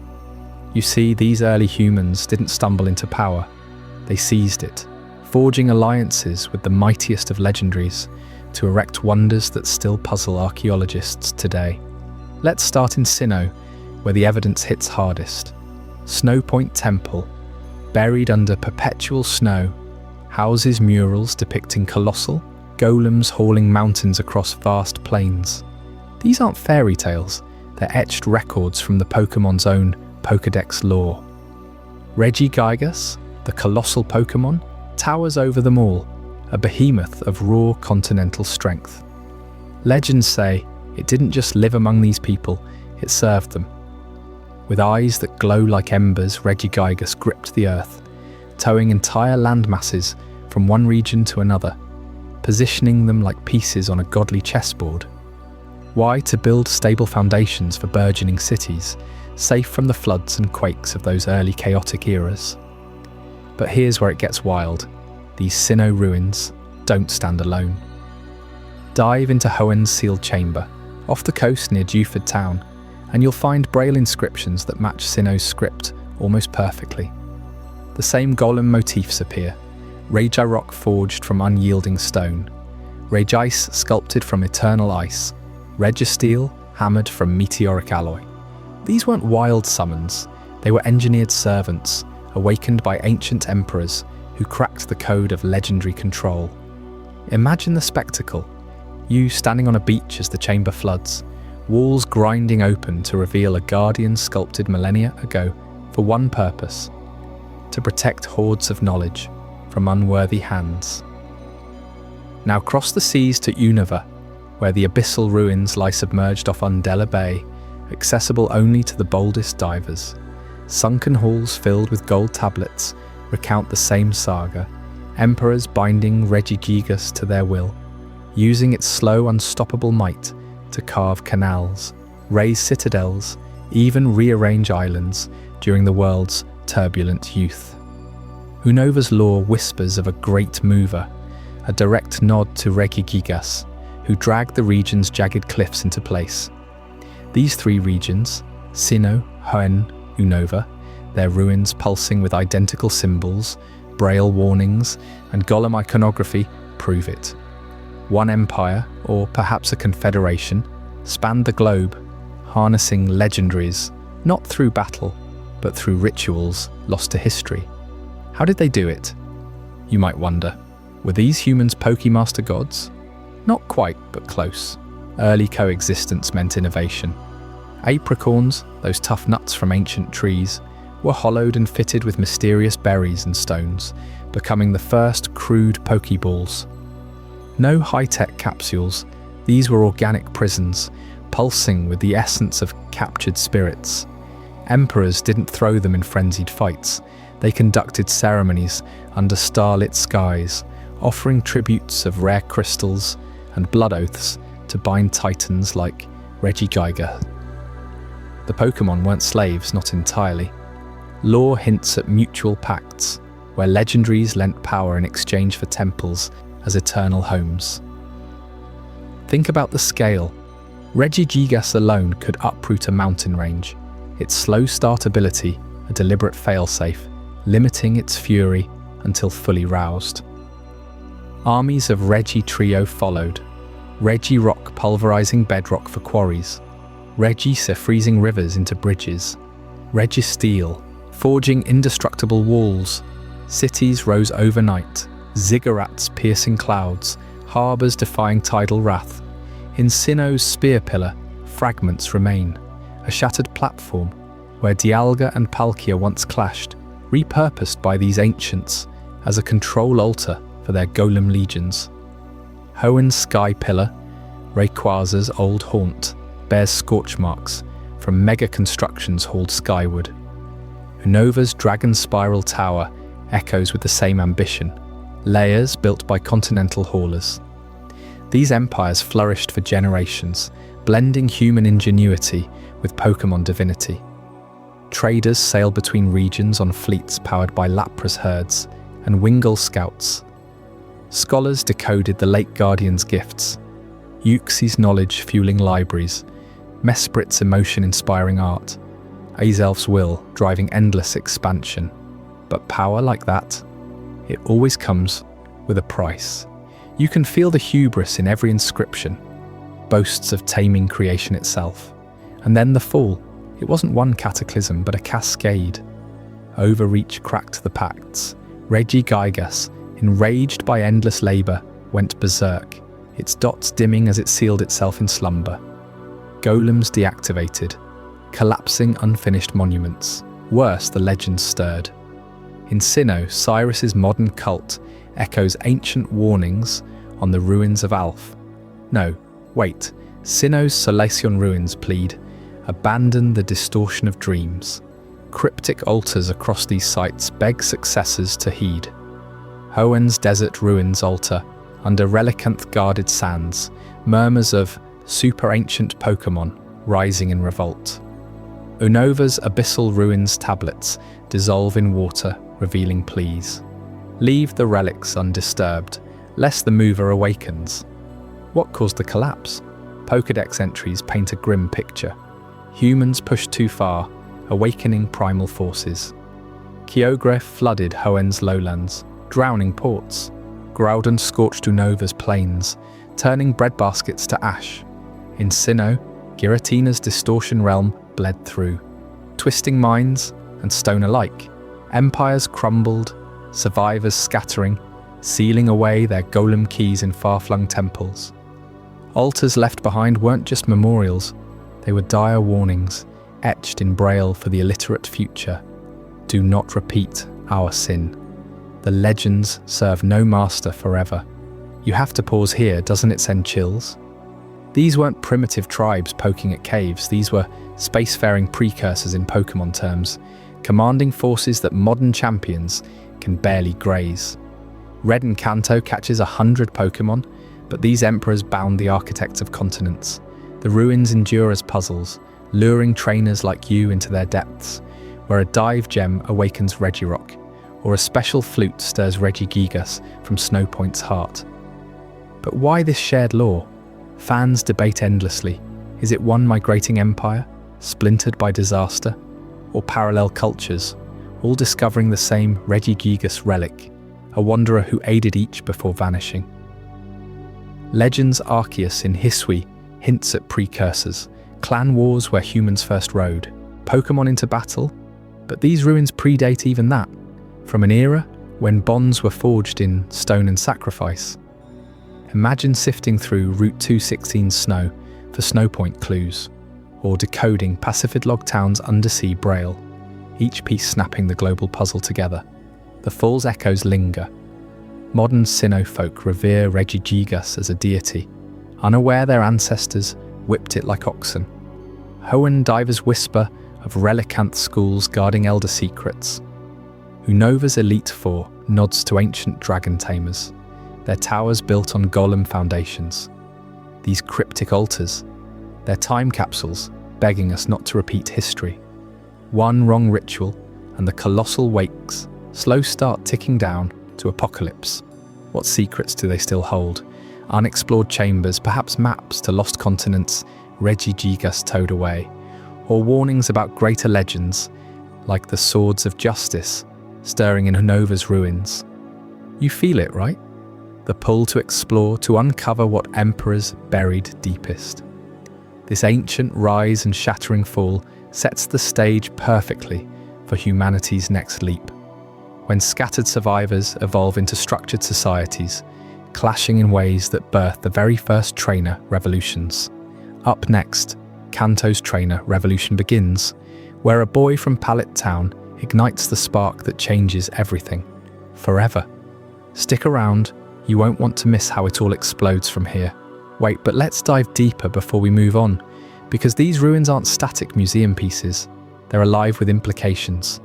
Take the Regi Trio's designs. Geometric perfection no human chisel could match. Pokédex claims Regigigas patterned them from clay, ice and magma, animating them with its own life force. Emperors amplified that, channeling willpower through Azelf-inspired amulets, creating worker armies that built without tiring.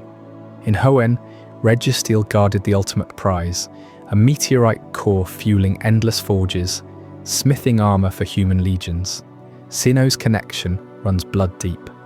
The Snow Point murals show Regigigas towing an island chain, forming what became the battle zone. Unova's ruins add the twist. Inscriptions of a fifth golem lost to the sea, fueling theories of Regi Drago or even Terrapagos ties in Paldea. But that's for later whispers. These empires traded knowledge too. Apricorn balls evolving with Unova silk from Liavani hives, making captures more humane, less brutal. The warnings on altars, brutally specific. Soleilson ruins.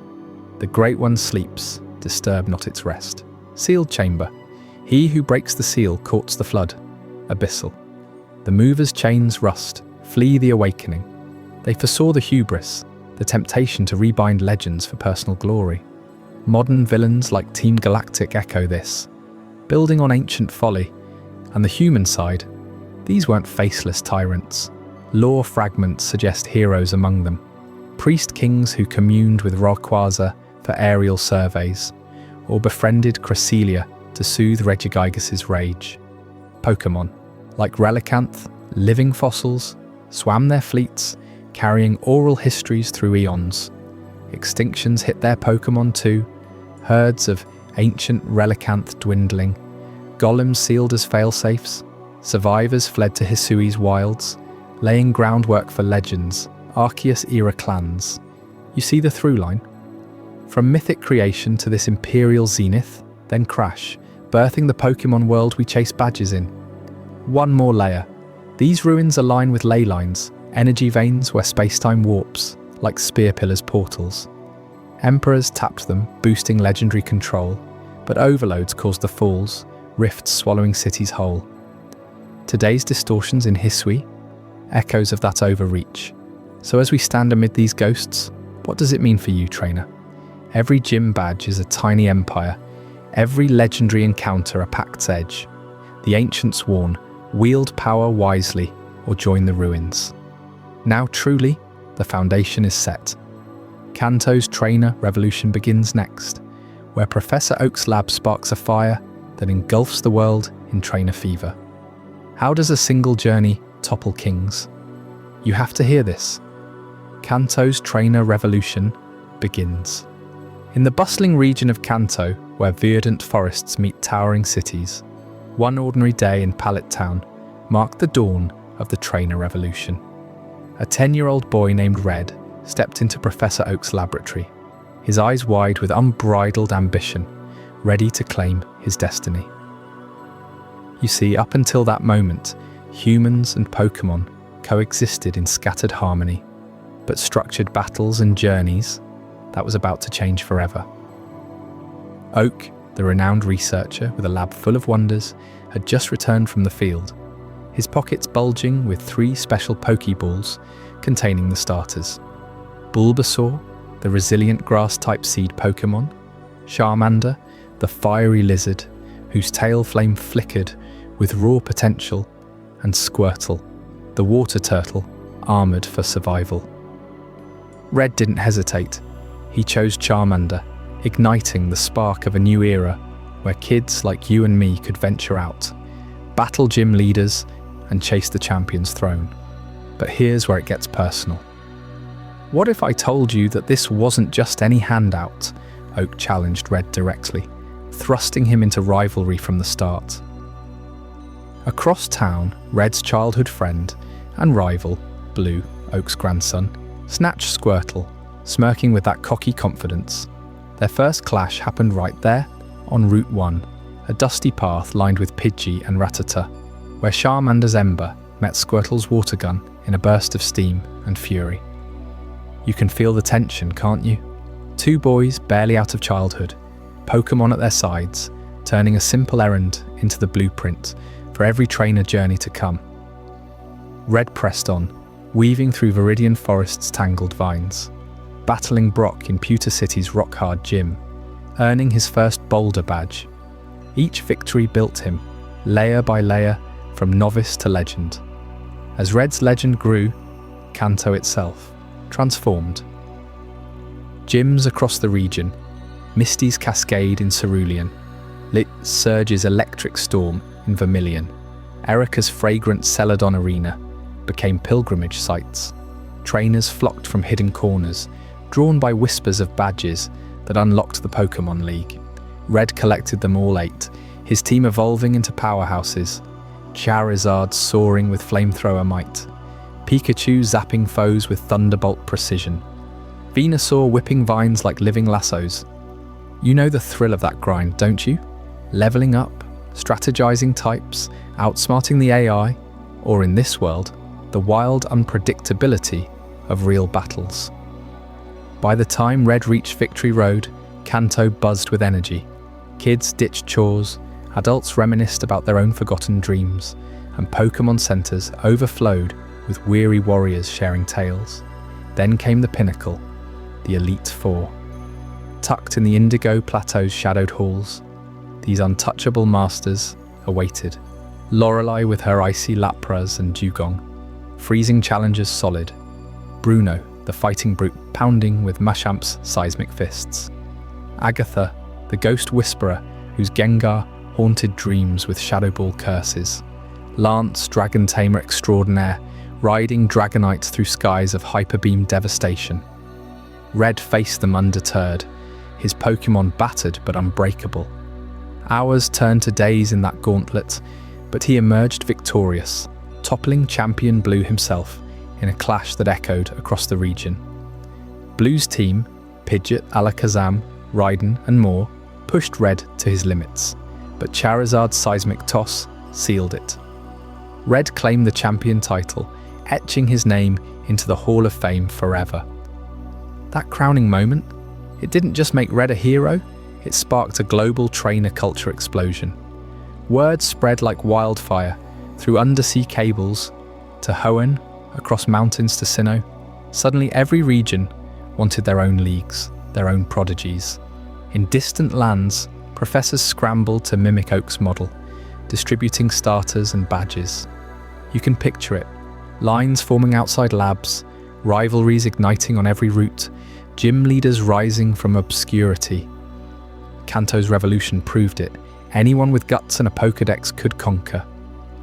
Red vanished after his triumph. Some say to him at Silver's peaks, training in eternal isolation, but his shadow loomed large, inspiring generations. Blue took the gym leader mantle in Viridian, grudgingly guiding the next wave he once rivaled. Yet amid this triumph, darkness brewed in secrecy.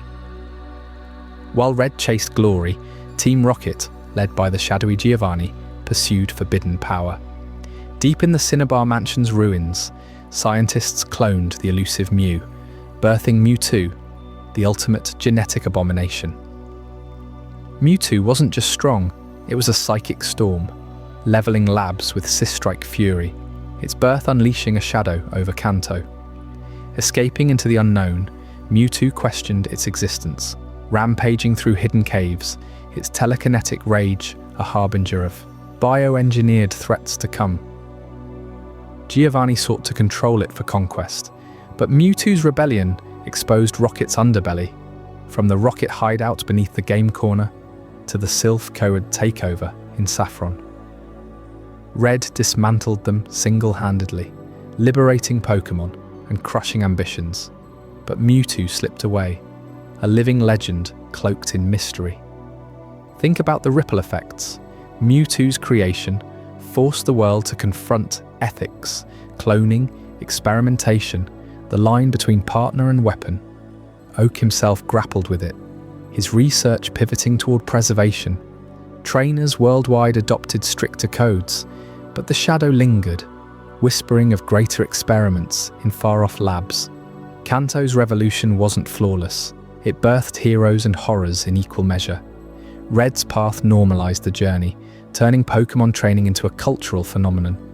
Kids memorized type charts like alphabets, traded rares on street corners, formed clubs in every town. Even wild Pokémon adapted, some seeking humans for battles over foraging. Dive deeper into the mechanics that made it stick. Oak's Pokédex mandate.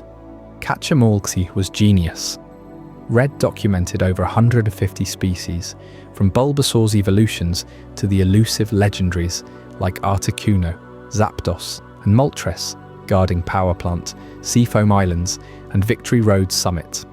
You raced against the clock to log them, uncovering evolutions like Kadabra's psychic trade ritual or Haunter's ghostly merges. Battles evolved too. Status ailments, critical hits, even the daycare's surprise breeding mechanics hinting at future complexities. Kanto set the rules. 6 Pokémon teams, 4 moves per slot, gym puzzles testing wits as much as strength. But what elevated Red? His silence, his focus, no grand speeches, just action. He bonded through battles, earning loyalty that turned Pokémon into family. Charmander to Charizard, that's trust forged in Viridian flames. Pikachu, traded or caught, became his mascot, Yellow Fury personified. Rivals like Blue evolved too, from smug antagonist to humbled mentor, mirroring real growth. Gym leaders weren't fodder, Misty's Starmie outsped, Surge's Raichu paralysed, Koga's Venonats poisoned relentlessly. Each forced adaptation, teaching type matchups that underpin every game since. The champion title's spark went global fast. Hoenn's contests emerged as Kanto's battling influenced culture. Sinnoh's myths intertwined with trainer lore. Even Unova's ideals versus truths echoed Kanto's light-dark duality. Red's era standardized it all. Badges as milestones, League as apex, starters as gateways. Yet Mewtwo's shadow added depth. Power corrupts, legends rebel. Cloned armies in Rocket's employ, like the Kangaskhan Horde or Zubat's swarms, showed exploitation's cost. Red's interventions saved Sylph, freed hostages, but Giovanni escaped, seeding future villains. You feel the weight, right? Kanto wasn't ancient myth, it was relatable revolution. Pallet towns, sleepy vibe birthing world changes. Oak's rivalry with rivals like Aidaito pushing innovation. Even side stories, Bill's PC storage revolutionizing travel, the copycat's mimicry antics, fleshed out a living world. Red's Yellow Chapter variant added Pichu Evos and rival twists, proving the era's flexibility.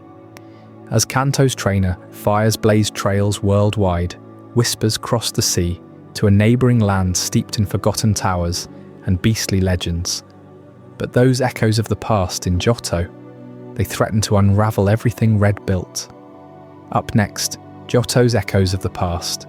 Johto's echoes of the past. Years after conquering the Kanto region as a young trainer, Gold steps back into familiar territory, only to discover that the shadows he thought he'd banished forever are clawing their way back from the grave. Team Rocket, that infamous syndicate crushed by Red and his allies, has regrouped in the shadows of Johto, plotting a resurgence more insidious than before. You see, Johto isn't just a neighbouring landmass to Kanto, it's a region steeped in history, where ancient towers pierce the sky and forgotten legends whisper through the windswept plains. Gold's journey here marks a pivotal expansion in the Pokémon world's modern timeline, bridging the triumphs of the past with escalating threats that demand even greater heroes. Picture Gold arriving in New Barktown, a sleepy coastal village where Professor Elm hands him his first partner, Chikorita, Cyndaquil, or Totodile. These starters evolve into powerhouses like Meganium, Typhlosion, and Feraligatr, each embodying Johto's diverse landscapes, from lush forests to volcanic peaks. But don't get too comfortable with the early gyms.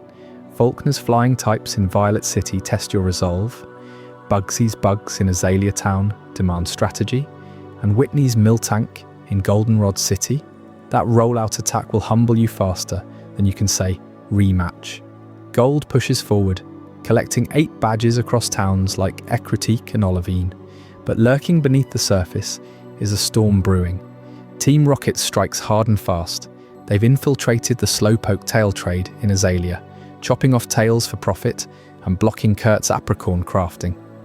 You bust them out, but that's just the appetizer. In Goldenrod, they seize the radio tower, broadcasting their manifesto worldwide. Led by the executive trio, Proton, Ariana, Archer, and Petrel, they aim to seize control of Johto's communications, then expand back into Kanto.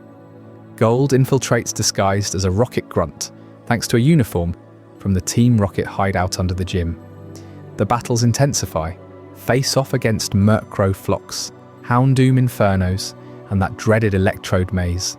But the real shock comes when you unmask their leader. No, not Giovanni. He's vanished after his Kanto defeat, but his son, Silver, a fiery rival with a stolen Totodile and a chip on his shoulder bigger than Mutt Silver itself.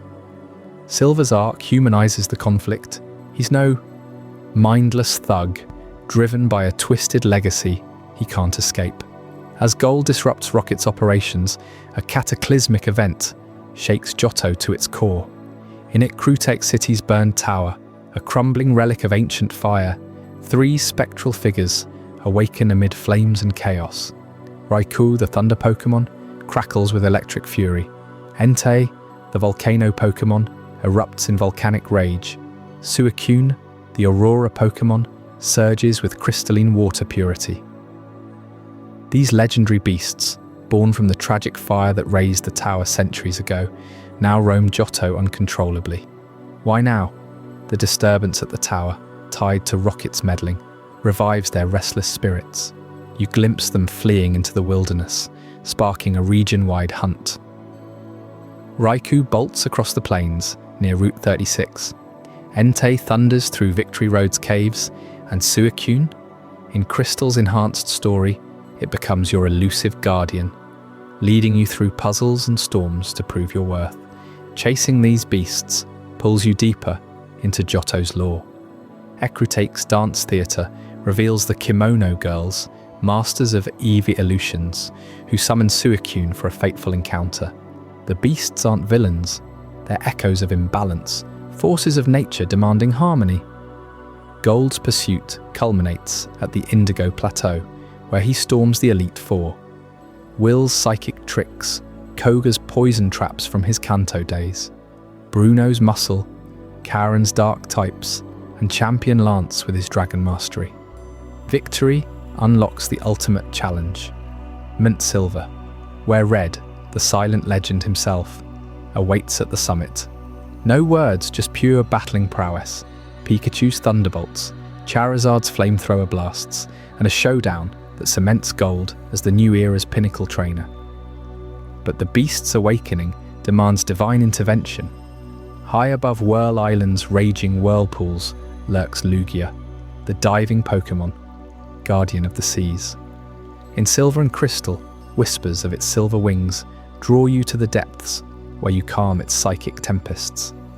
Then atop the Tin Tower, rebuilt as Bell Tower, Ho-Oh, the rainbow Pokémon, perches in radiant glory. These legendary guardians embody balance. Ho-Oh resurrects the pure-hearted from ash, much like it revived the beasts originally, while Lugia quells oceanic chaos. Together, they restore equilibrium to Johto, their appearances signalling that Rocket's disruptions have tipped the scales too far.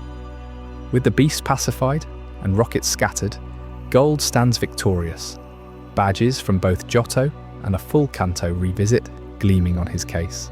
Now enter the Heart Gold and Soul Silver remakes, which don't just polish the gold, they deepen the timeline's most mind-bending mysteries. These DS masterpieces expand post-game content exponentially.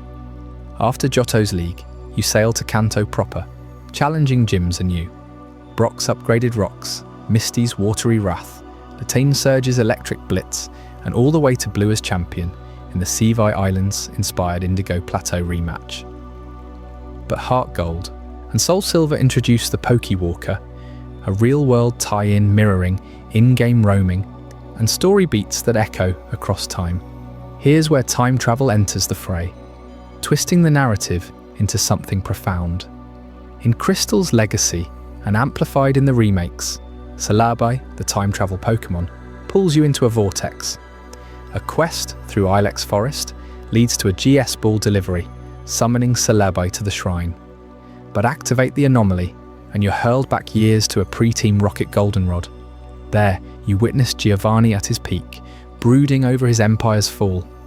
Through heartfelt dialogue, choices matter. You convince him to disband Rocket entirely, preventing future resurgences. Does this create a paradox? Did Gold's time meddling ensure the beasts never fully rampaged or branch a new timeline? Fans debate endlessly. Is this a closed loop, where Red's original victory sets the stage for Gold's intervention, or proof of parallel universes bleeding together? Johto's story reverberates with these echoes. The region itself is a tapestry of antiquity, ruins of Alf House. Unknown puzzles hinting at creation myths, tying back to Arceus's plates. Olivine's lighthouse, guarded by Jasmine's steel types, channels Lugia's domain. Mahogany Town's Lake of Rage, where rocket experiments spawn the red Gyarados, a shiny beast you must catch, mirrors Primal awakenings. Even the Safari Zone's expansion in remakes nods to evolving human Pokémon bonds. Gold's rival Silver redeems himself, abandoning his father's shadow, while Eugene the Suicune obsessive adds flavour to the legend hunt. What makes Johto's echoes so compelling in the broader timeline? It occurs roughly 3 years after Red's Kanto saga, per official guides and in-game hints, like aged gym leaders, an elm referencing oak. Yet remakes layer in Ultra Wormhole vibes early, with Celebi's rift foreshadowing Sun, and Moon's interdimensional antics. Team Rocket's return isn't random, it's Giovanni's lingering influence, his Viridian Gym vacancy screaming unresolved arcs. The beasts, Lugia and Ho-Oh, aren't side quests, they're restorations, countering the mythic imbalances from Hoenn's seas or Sinnoh's distortions we've glimpsed before. Delve deeper, and Johto challenges the linear timeline. Crystal's Suicune focus elevates it beyond Gold and Silver, introducing weather mechanics and deeper rivalries. Heart Gold prioritizes Ho-Oh's fiery rebirth theme. Soul Silver Lugia's oceanic calm. Choose your Silver or Gold Soul. Post-game whirlwinds you through Kanto's full roster, battling legends like Mewtwo in Cerulean Cave, a nod to Red's hidden triumphs. Red's Silver silence, its reverence, the original hero passing the torch without fanfare. You feel the weight of history here, don't you? Every step in Johto revisits Kanto's ghosts, from Rocket Grunts quoting Archer's despair to Lance's promotion, tying regions politically. The Pokédex expands with 100 new entries, from Sentret's chains to Tyranitar's rampages enriching the ecosystem. Fan theories abound. Did the Burn Tower fire link to Ho-Oh's ancient pact with humans? Is Suicune's North Wind purification a precursor to Kyogre's floods? As Gold etches his name into legend, restoring balance through trials of fire, storm and tide, the Pokémon world expands yet again. But those primal clashes of land and sea, the echoes of creation itself, pull us toward oceanic depths next.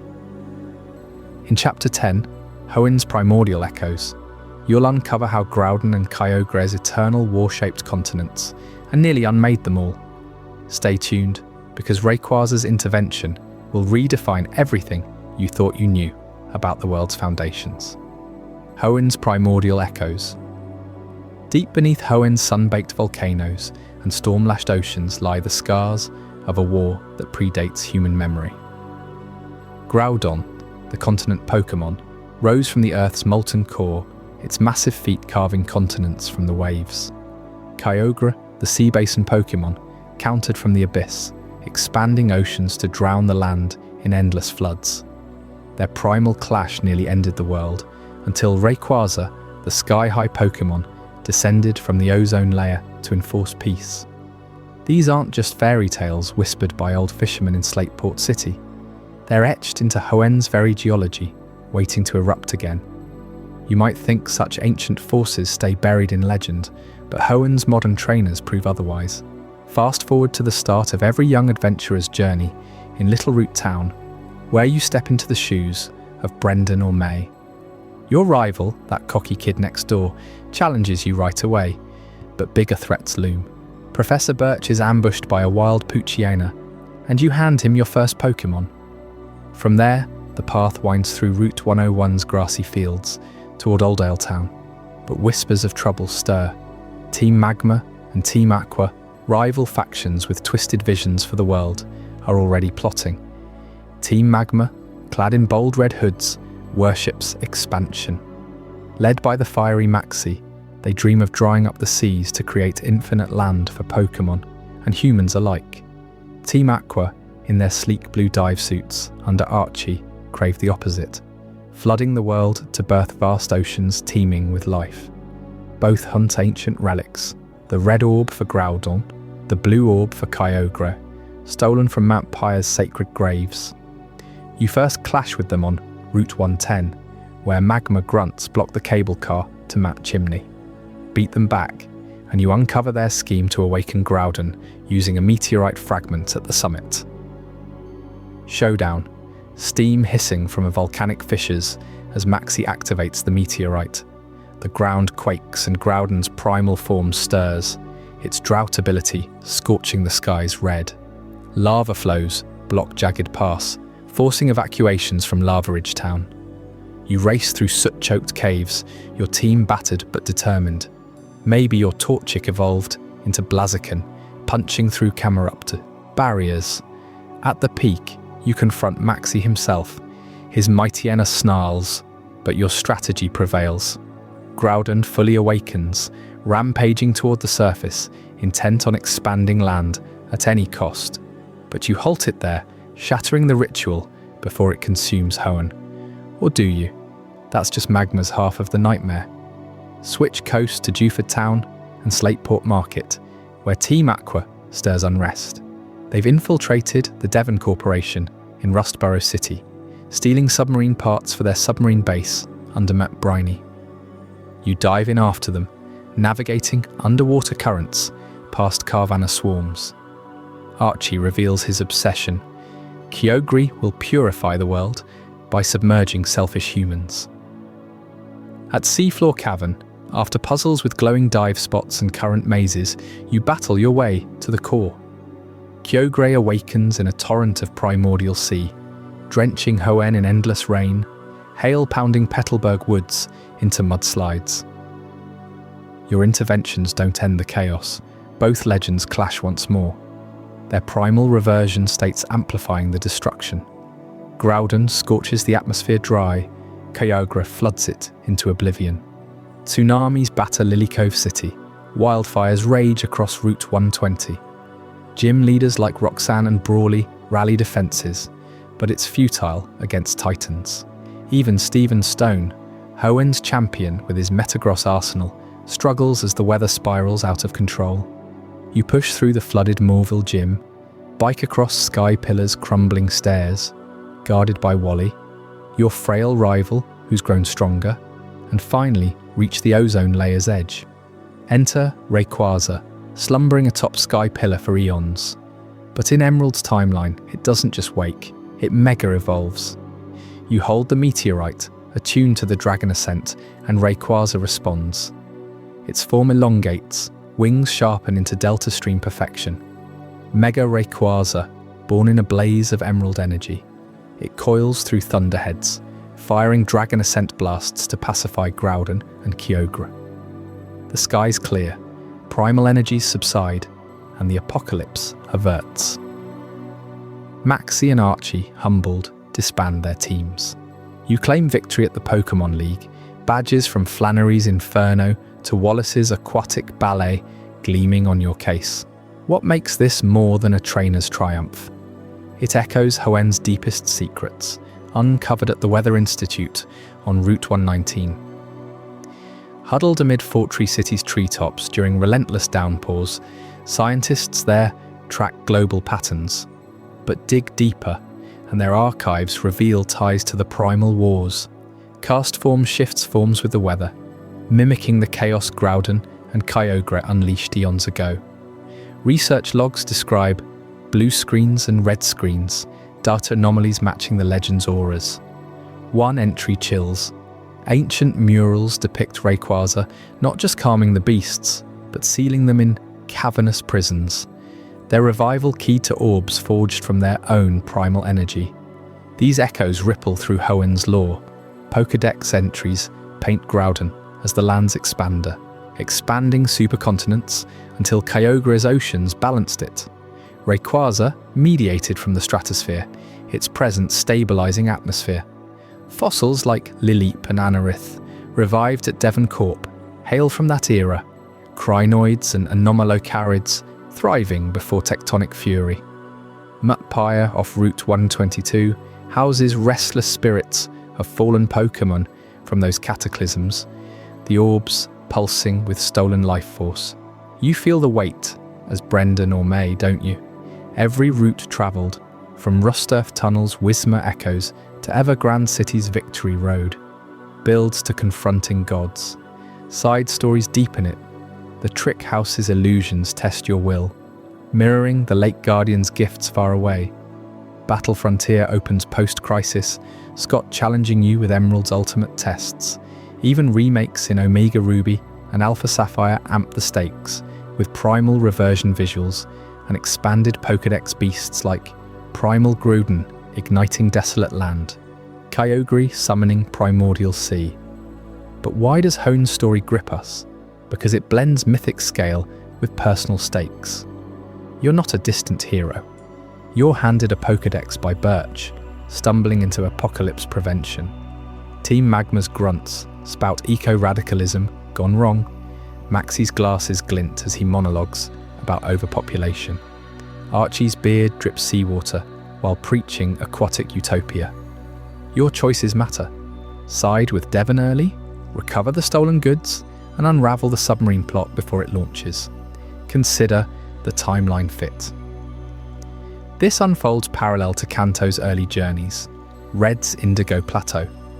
Triumph happens around the same era, trainers migrating between regions via ferries from Vermilion to Slateport. Johto's waves barely lap, while Hoenn boils. Yet anomalies persist. Why does Rayquaza Mega evolve only in certain retellings? Fans speculate branching timelines. Mega evolution as a catalyst altering outcomes, much like Kalos later. Dive into specifics that hit home. In Ruby, Magma dominates. Groudon the sole rampager until Rayquaza intervenes Sun's Mega. Sapphire flips to Aqua and Kyogre. Emerald unites threats, forcing both awakenings and that epic Sky Pillar ascent.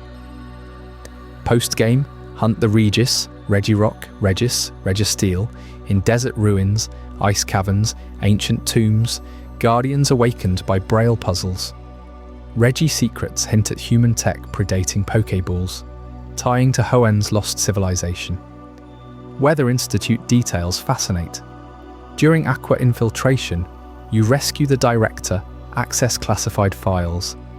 They chart primordial echoes, spikes in solar radiation matching Groudon's droughts, seismic surges like Kyogre's basins. One theory, modern climate shifts are residual pulses, Rayquaza's Delta Stream the only counter. Cast form experiments prove it. Normal morphing sunny, rainy, snowy, hail forms. Your journey cements Hoenn as ground zero for elemental balance. Beat Juan's melodic cascades, claim the rain badge. Frontier Brain, Annabelle's ghost types test psychic resolve. Every victory echoes the Primal Pact, and when credits roll with Battle Frontier theme swelling, you know you've saved not just Hoenn, but the blueprint for trainer legends everywhere. Yet these echoes never fully fade. Relic Crown Pass items, saw mechanics in remakes, gliding on Latios, let you revisit scars, scorched slabs, meteor remnants, nameless caverns, bubbling vents. Fan theories link it to ultra space rifts. but that's future chaos. For now, Hoenn stands resilient, volcanoes dormant, seas calm. What you're piecing together changes how you see the Pokémon world. These modern heroes didn't just halt a revival, they reenacted the cosmos' founding drama, proving legends live. But as Hoenn quiets, another region's myths demand attention, myths that delve even deeper into creation itself. Up next, Chapter 11, Sinnoh's Creation. Myths where Arceus' direct hand shapes not just time and space, but the spark of Pokémon existence. How does it connect? You won't believe the lakes and legends waiting. Sinnoh's Creation. Myths. In Sinnoh, every snow-capped peak and shimmering lake whispers the same ancient truth. Creation hangs by the thinnest thread of divine will. At the heart of it all stands Arceus, the original one, who didn't just birth the world, he forged time, space, and the shadows beyond from pure chaos. But what happens when mortals dare to tug that thread? You won't believe how close one man's obsession came to unraveling everything. Let's pull back the veil on Sinnoh's myths first, because they're not fairy tales, they're blueprints for reality itself. Picture the dawn of existence, or rather, feel it in the rhythm of your own breath. Before stars burned or oceans stirred, Arceus emerged from a formless egg, its body adorned with 16 plates of shimmering gold and steel. Each plate pulsed with raw power, and with a single act of will, Arceus shed 3 of them to create its emissaries. From the plate of time sprang Dialga, the colossal dragon, whose roar sets the clock of the universe ticking forward.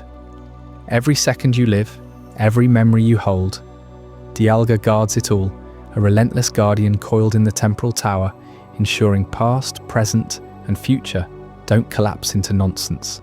Then came Palkia, born from the plate of space, a behemoth whose mere presence warps dimensions. Palkia stretches the fabric of existence, carving room for galaxies, mountains, and the very air you breathe. Without it, everything would crush into a singularity, squeezed out of being. But Arceus wasn't done. From its plate of antimatter, or some say the raw fury of rejection, burst Giratina, the renegade Pokémon, twisted and banished to the distortion world.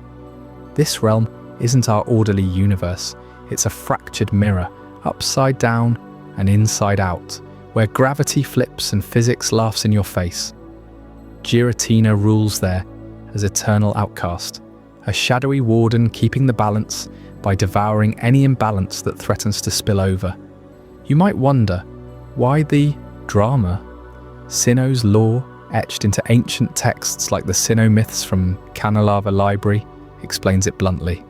Arceus, in shaping perfection, couldn't contain Giratina's wild energy, so it hurled the beast into isolation, sealing the portal behind it.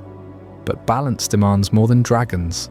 Arceus turned to the lakes of Sinnoh, Verity, Acuity, and Valor, where it crafted the Lake Guardians.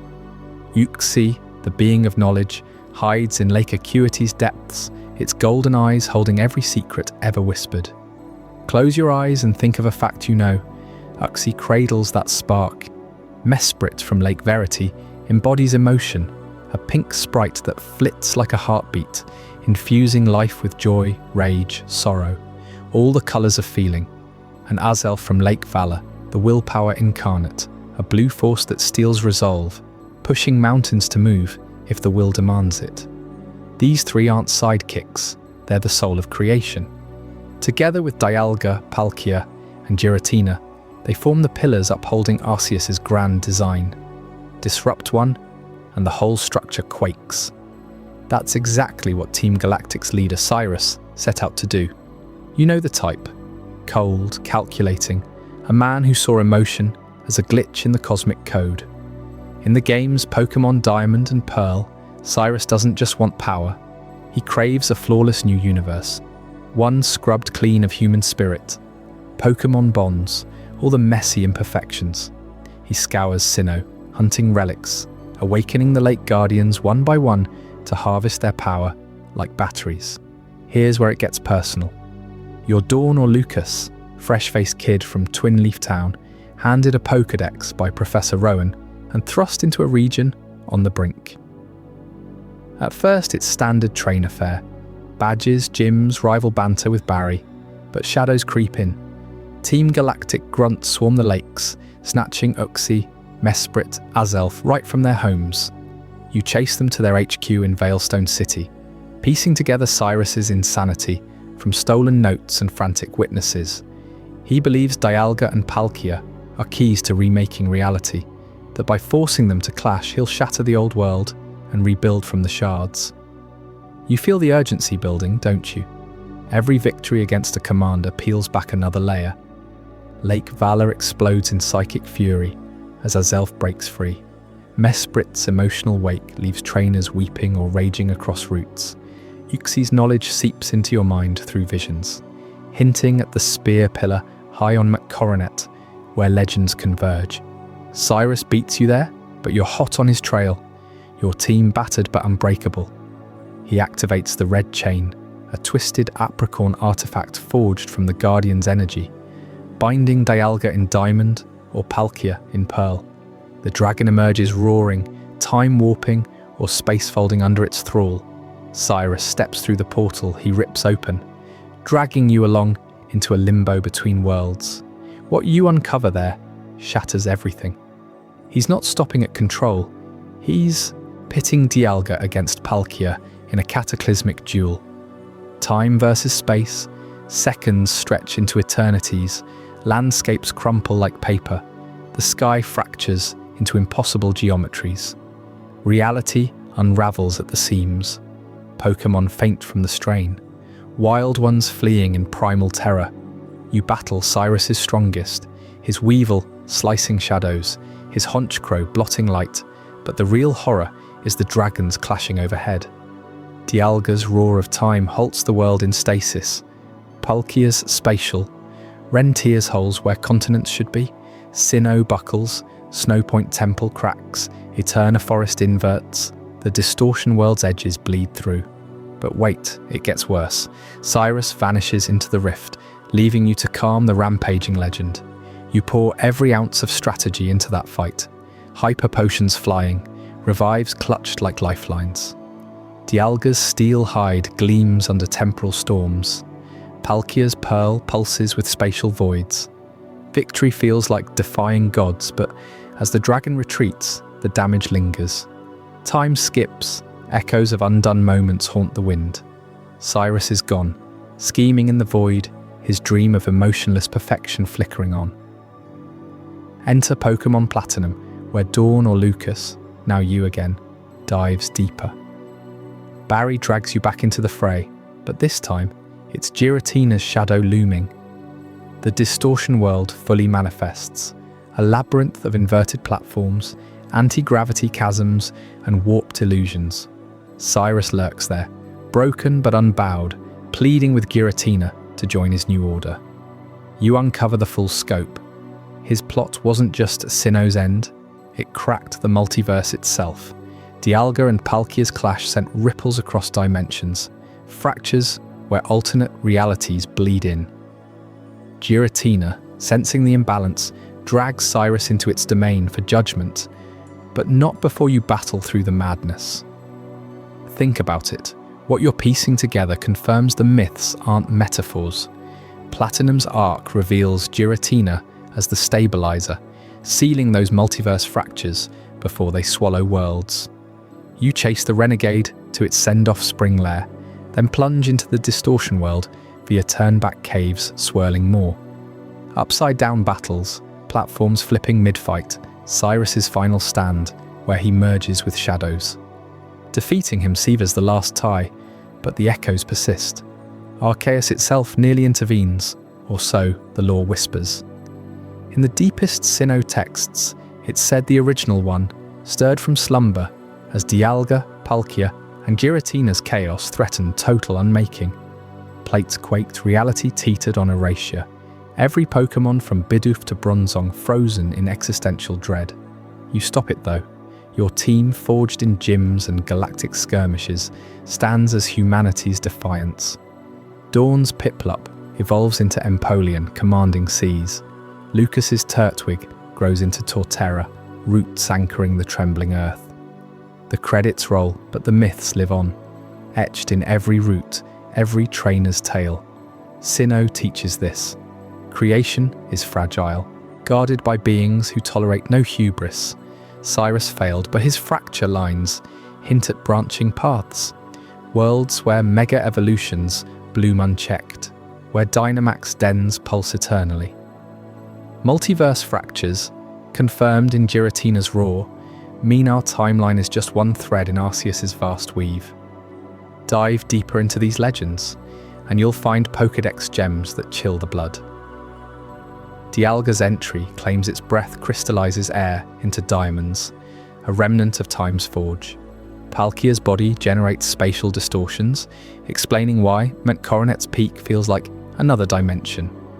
Giratina's third eye peers into our world from the shadows, hungry for imbalance. The Lake Trio? Uxie erases memories if stared upon too long. Mesprit vanishes like a dream. Azelf compels willpower so fierce it could shatter wills. These aren't random stats, they're warnings. Hisui's ancient echoes from legends, Arceus tie back too. In that prehistoric Sinnoh, humans first bonded with Pokémon amid noble distortions, space-time rifts spitting anomalies. Volo's obsession mirrors Cyrus, chasing Arceus for godhood, only to glimpse the multiverse's peril. Noble Pokémon rampaged, landscapes warped, a prelude to Galactic's folly. You, as Ray or Akari, quelled it, proving mortals can mend what gods fracture. But here's the gut punch. What if Cyrus succeeded? No emotions, no rivalries, a sterile cosmos of perfect logic. Sinnoh's myths scream no. Life thrives in the tension. Dialga's tick against Palkia's expanse. Giratina's growl holding the dark at bay. You lived it, battling through Spear Pillar's apocalypse, navigating Distortion World's fever dream. Dawn and Lucas didn't just win badges, they saved existence. And yet, those fractures linger. Platinum's End teases more, alternate Sinnohs where Cyrus reigns, or Arceus fully awakens. The myths evolve, whispering of plates reforming, new creations stirring. You feel it, right? That pull toward deeper truths, which brings us to Unova's Ideals and Truths, where black and white collide in a battle that questions reality itself. What hidden forces reshape heroes into villains there? Stick around, you'll be stunned by the reveal. I hope you're as amazed by this as I am. If you want to stay updated on more content like this, make sure to subscribe and join our community of curious minds. Trust me, what's coming next will challenge everything you thought you knew. Unova's Ideals and Truths. In the heart of the Pokémon world, after the triumphs in Johto and Sinnoh faded into legend, a new region rises to challenge everything you thought you knew about the bond between humans and Pokémon. Unova bursts onto the scene, a sprawling metropolis of steel skyscrapers and vast plains, where the line between hero and villain blurs into a philosophical storm.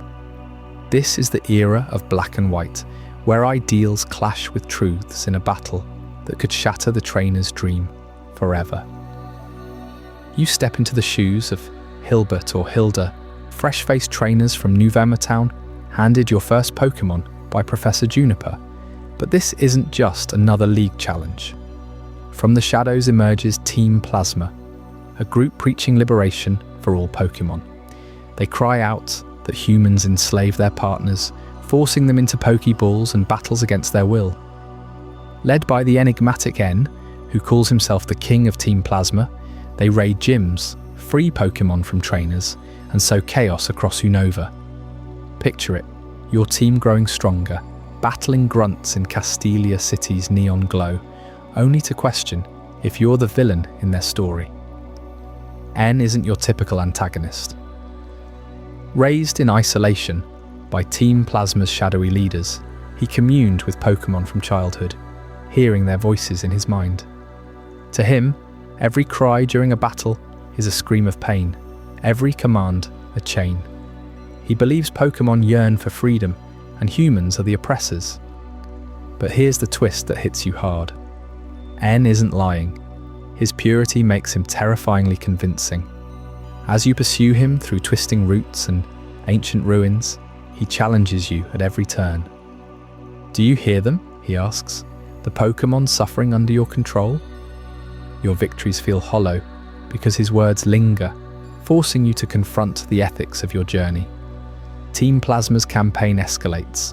They unleash legendary Pokémon across Unova, summoning tornadoes with Tornadus, earthquakes with Landorus, and storms with Thundurus.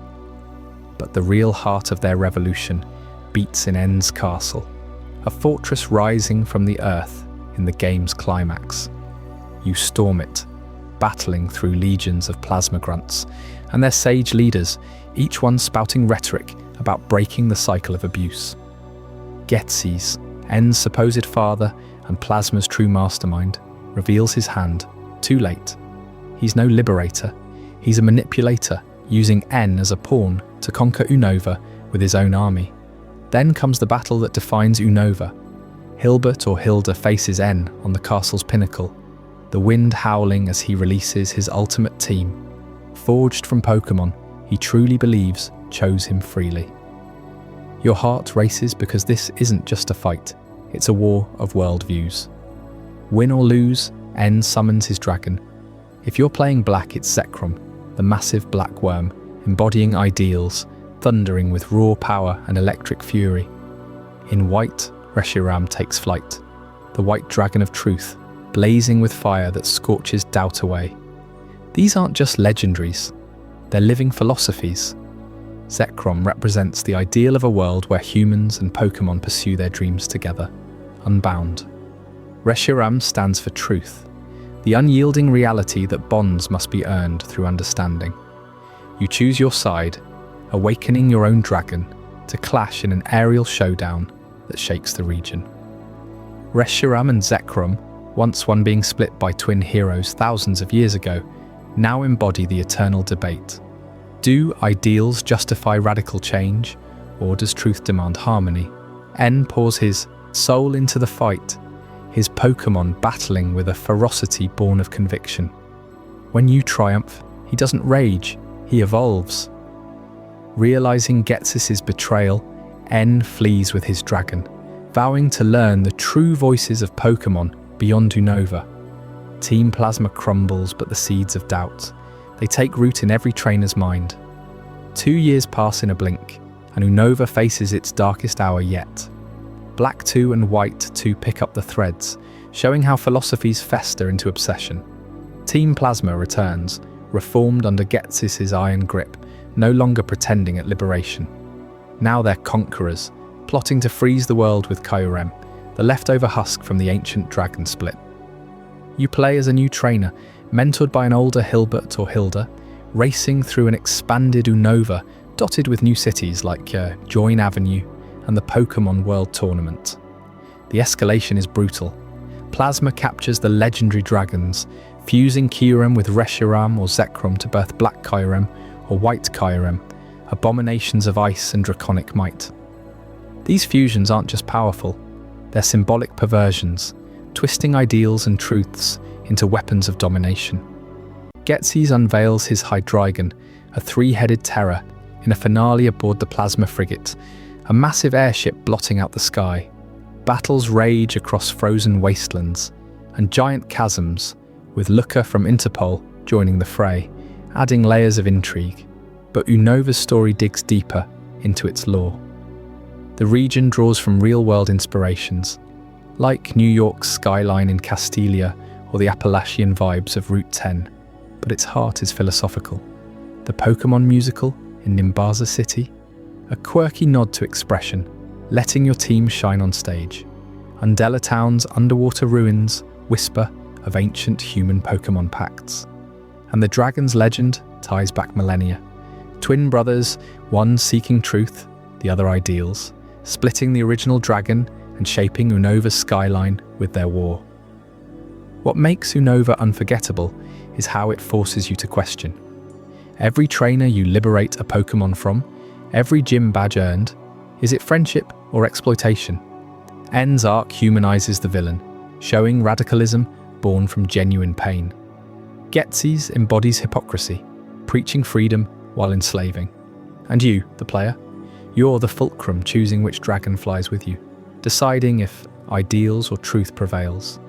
Dive into the details, and Unova rewards endlessly. Gym leaders like Elasa with her electric runway models, or Clay's gritty mining Volcarona. Hidden gems like the abyssal ruins, etched with unowned script hinting at forgotten civilizations. Plasma's sages, each embodying a sin, Bronius with regret, Gorm with pride. Their defeats peel back layers, revealing N wasn't alone in his torment. In the sequels, the timeline sharpens. 2 years let the world heal and scar. New legends like the Tau Trio, Reshiram, Zekrom, Kurem, complete the trinity, balanced by the forces of nature. The fusion mechanic, a gameplay revolution, but narratively, it's apocalypse averted. Colres, Plasma's scientist, quests for energy control, blurring science and legend. Hugh, your rival, personalizes the stakes. His sister's stolen Pokémon, fueling a revenge arc that mirrors Plasma's extremes. Unova challenges the franchise's core. Before, Pokémon bonds were unquestioned. Here they're dissected. Post-game, N hides in a cave, reflecting with his dragon, open to new truths. You battle him again, not as enemies but seekers. It's redemption wrapped in mystery. This philosophical firestorm positions Unova firmly in the modern era, overlapping with Kalos's shadows. But as Plasma's frozen ambitions thaw, whispers of an eternal war in another region grow louder. What ancient conflict between life and death threatens to consume everything? That's the storm brewing in Kalos's eternal war, and you won't believe the legends waiting there. Kalos's eternal war. 3,000 years ago, in the lush region of Kalos, a king's desperate gamble ignited a conflict that echoed through time itself. King Az, ruler of a thriving kingdom, watched his world crumble under endless war. His people clashed with invaders in brutal battles, Pokémon falling on both sides like autumn leaves. Desperate to end it, Az poured his genius into a machine of unimaginable power, the ultimate weapon. This towering device didn't just harness energy, it drained the very life force from Pokémon to unleash devastating blasts capable of leveling armies. Victory came, but at what cost? Thousands perished, their life energy fueling Az's triumph, leaving scars on the land that Kalos still bears today. You might wonder, how does one man carry that burden for millennia? Az didn't just survive the war, he became immortal, cursed by the weapon's energy to wander eternally. His heart shattered most when his loyal Floette, a tiny fairy Pokémon that had braved cannon fire to heal him, sacrificed itself to revive him. It vanished in a blaze of light, its life spent. For centuries, Az roamed, building coffins for fallen Pokémon, his grudge festering into madness. He sought a way to bring Floette back, tinkering endlessly, blind to the destruction he'd sown. That ancient grudge, it simmered, waiting for the spark that would reignite Kalos's eternal war. Fast forward to the modern era, where young trainers Callum and Serena step into this shadowed legacy. You've followed their paths before, but here in Kalos, everything escalates. Starting from Vanderville Town, these protagonists bond with their first Pokémon, chasing badges across a region, painted in pastels, yet haunted by war's ghosts. Professor Sycamore in Lumiose City gifts them a mysterious stone and a power that changes battles forever, Mega Evolution. Hold that thought, because this isn't just a combat trick, it's a force that bends reality, hinting at timelines where evolution surges beyond nature's limits. As Callum and Serena climb Shala City's Tower of Mastery, they unlock Mega Evolution's secret. Karina, the gym leader, demonstrates it with her Lucario, the Pokémon glowing as it mega evolves into a blazing warrior, speed and power amplified. You feel the rush, right? That moment when a trainer synchronizes their bond, the mega ring pulsing with infinite energy drawn from another dimension. It's no coincidence this debuts in Kalos, land of eternal beauty and hidden ugliness. Mega Evolution doesn't just alter Pokémon, it ripples through possibilities, creating branches in the world's timeline where stronger forms dominate. But peace shatters as Team Flare emerges. Led by the charismatic Lysandre, a visionary inventor obsessed with beauty, this group isn't your typical villain squad. Lysandre sees humanity's overpopulation as an eyesore, cluttering the world's perfection. His plan? Revive AZ's ultimate weapon, not to conquer, but to reset civilization. Picture it, a selective apocalypse, sparing only the elite to craft a flawless utopia. Team Flare scatters across Kalos, from Sillage City's cliffs to the snowy slopes of Snowbell, stealing energy from Pokémon to power their machine, hidden in Geosenge Town's ominous rock formation. Callum and Serena chase leads relentlessly.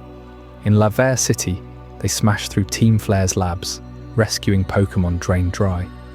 Lysandre taunts them via holograms, his fiery beard framing a face twisted by zeal.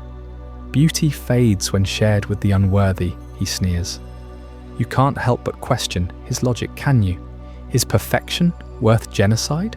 The protagonists press on, earning badges from Viola's bug-eyed cameras to Wulfric's icy resolve, their team growing stronger with mega evolutions like Charizard's blazing wings or Venusaur's colossal frame.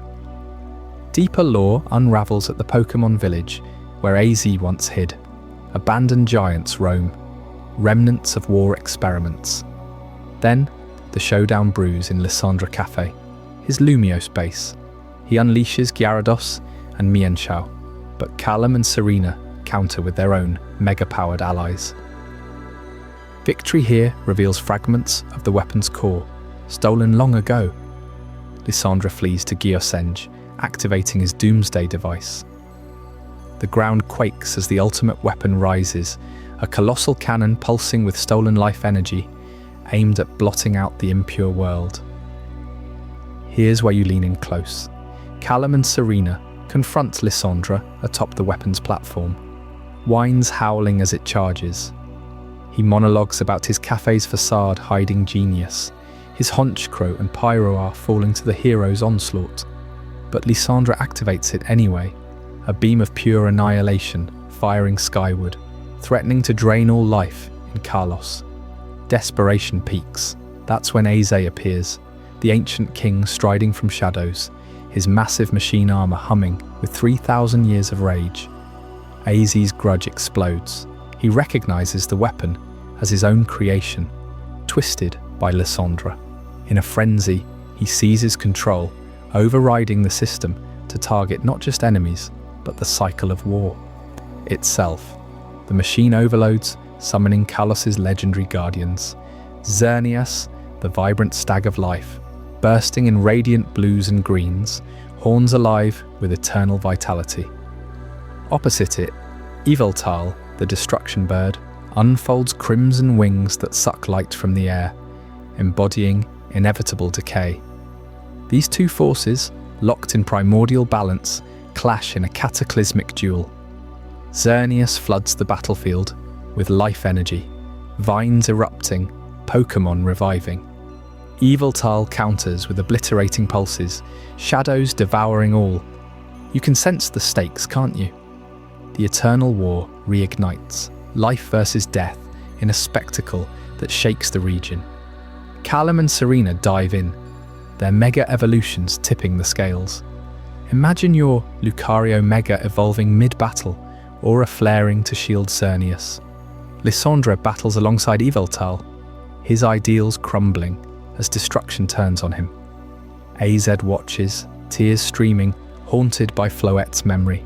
In a twist, his lost Floette reappears briefly, evolved into its eternal flower form, a shimmering beacon that heals the chaos. The clash peaks as Xerneas Mega evolves, yes, into a form of boundless life, antlers expanding to channel pure creation. This timeline-altering power surges, rewriting the battlefield's fate. Yveltal falters, its destructive cycle broken. The ultimate weapon shatters in a final blast, energy dissipating harmlessly thanks to the hero's bonds. Lysandra falls, redeemed in defeat, whispering of beauty's fragility. AZ wanders off again, his grudge unresolved, seeking Floette across centuries. But wait, Mega Evolution's debut here isn't random. In Kalos' lore, it draws from infinite energy sources, potentially splintering timelines. Think about it. Every Mega Stone activation creates echoes, alternate paths where Pokémon evolve differently, explaining why this power vanishes in later eras. It's a glimpse into multiversal branches Kalos as ground zero for evolutionary anomalies. The dust settles, but Kalos' war leaves marks. Lumios shines brighter, trainers stronger, yet whispers of AZ persist. Diantha, the champion, steps up, her Gardevoir Mega evolving to symbolize hope. Callum and Serena claim victory at the Pokémon League. But the real win? Preventing eternity's repeat. This chapter in Pokémon history pulses with tragedy and triumph, showing how ancient sins fuel modern heroes. You've journeyed through Kalos' heart now, felt the weight of 3,000 years. But hold on, because next we dive into Chapter 14, Alola's Island, Trials and Ultra Beasts. What happens when island challenges replace gyms and rifts tear open to other worlds? You won't want to miss the otherworldly invasion that follows. Let me expand on that ancient backdrop a bit more, because Kalos' war wasn't just battles, it reshaped culture. AZ's kingdom boasted spires like Lumios' Prism Tower, tech fused with fairy tale grace. Pokeballs evolved here too, apricorn crafts giving way to energy-infused spheres. Post-war survivors revered Xerneas and Yveltal as deities, building shrines in Glittering Cave and Terminus Cave. AZ's immortality? Tied to the weapon's core, a life-draining Floette flower embedded in his armor, granting endless vitality at the cost of isolation. In the protagonist's era, echoes abound. During their badge quest, side stories flesh out the threat. In Reflection Cave, illusions taunt with war phantoms. Valerie's fairy gym in Lavere tests bonds against deception, mirroring AZ's lost trust.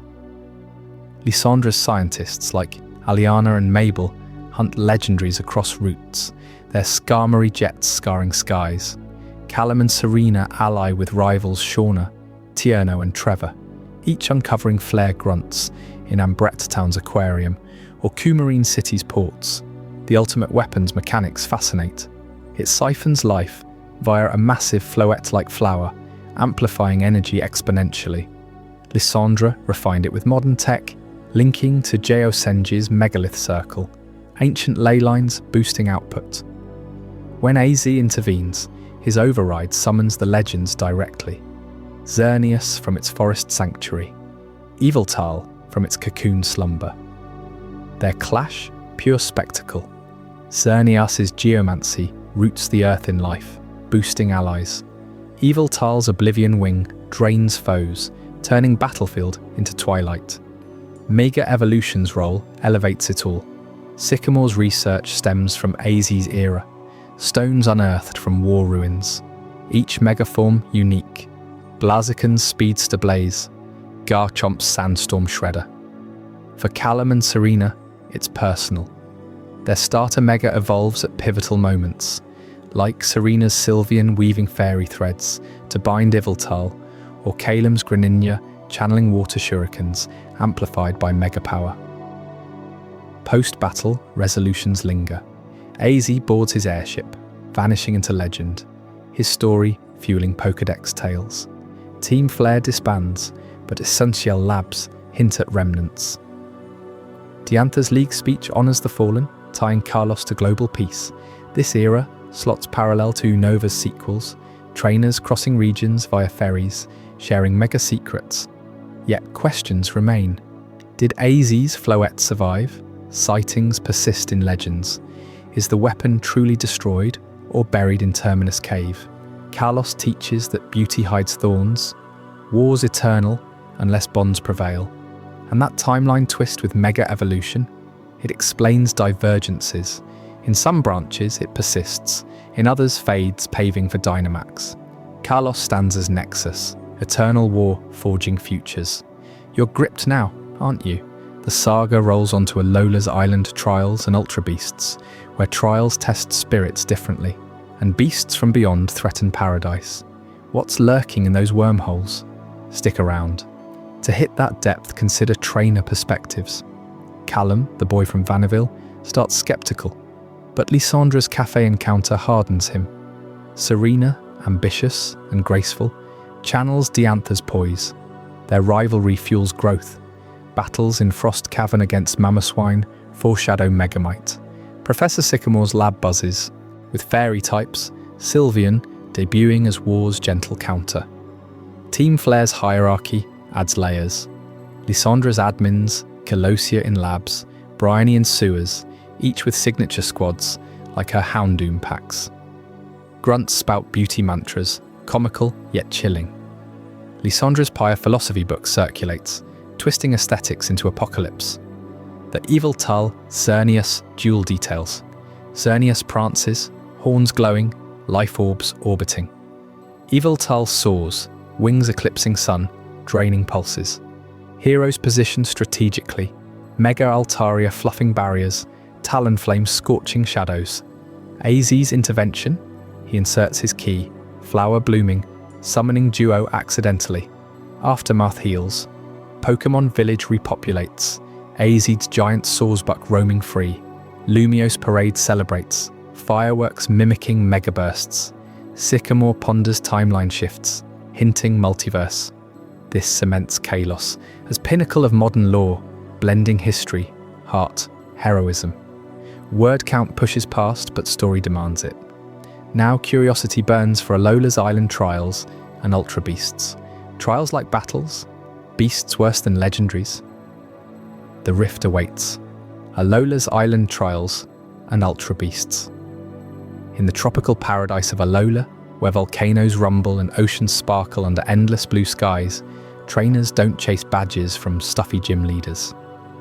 They face something far more primal, the Island Trials.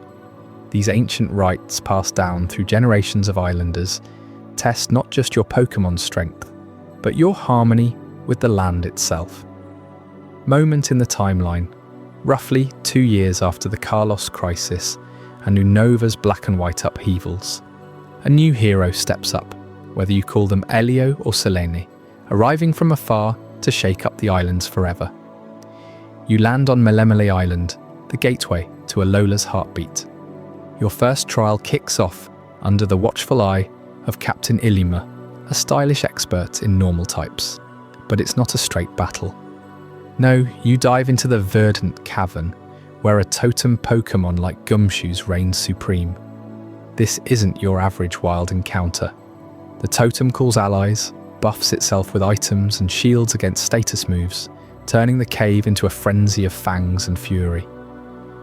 Beat it, and you claim a Z Crystal, the key to unleashing devastating Z moves. These explosive bursts of power that channel a trainer's fighting spirit into one cataclysmic strike. Ilima nods approval, but the real test looms, the grand trial against Kahuna Hala.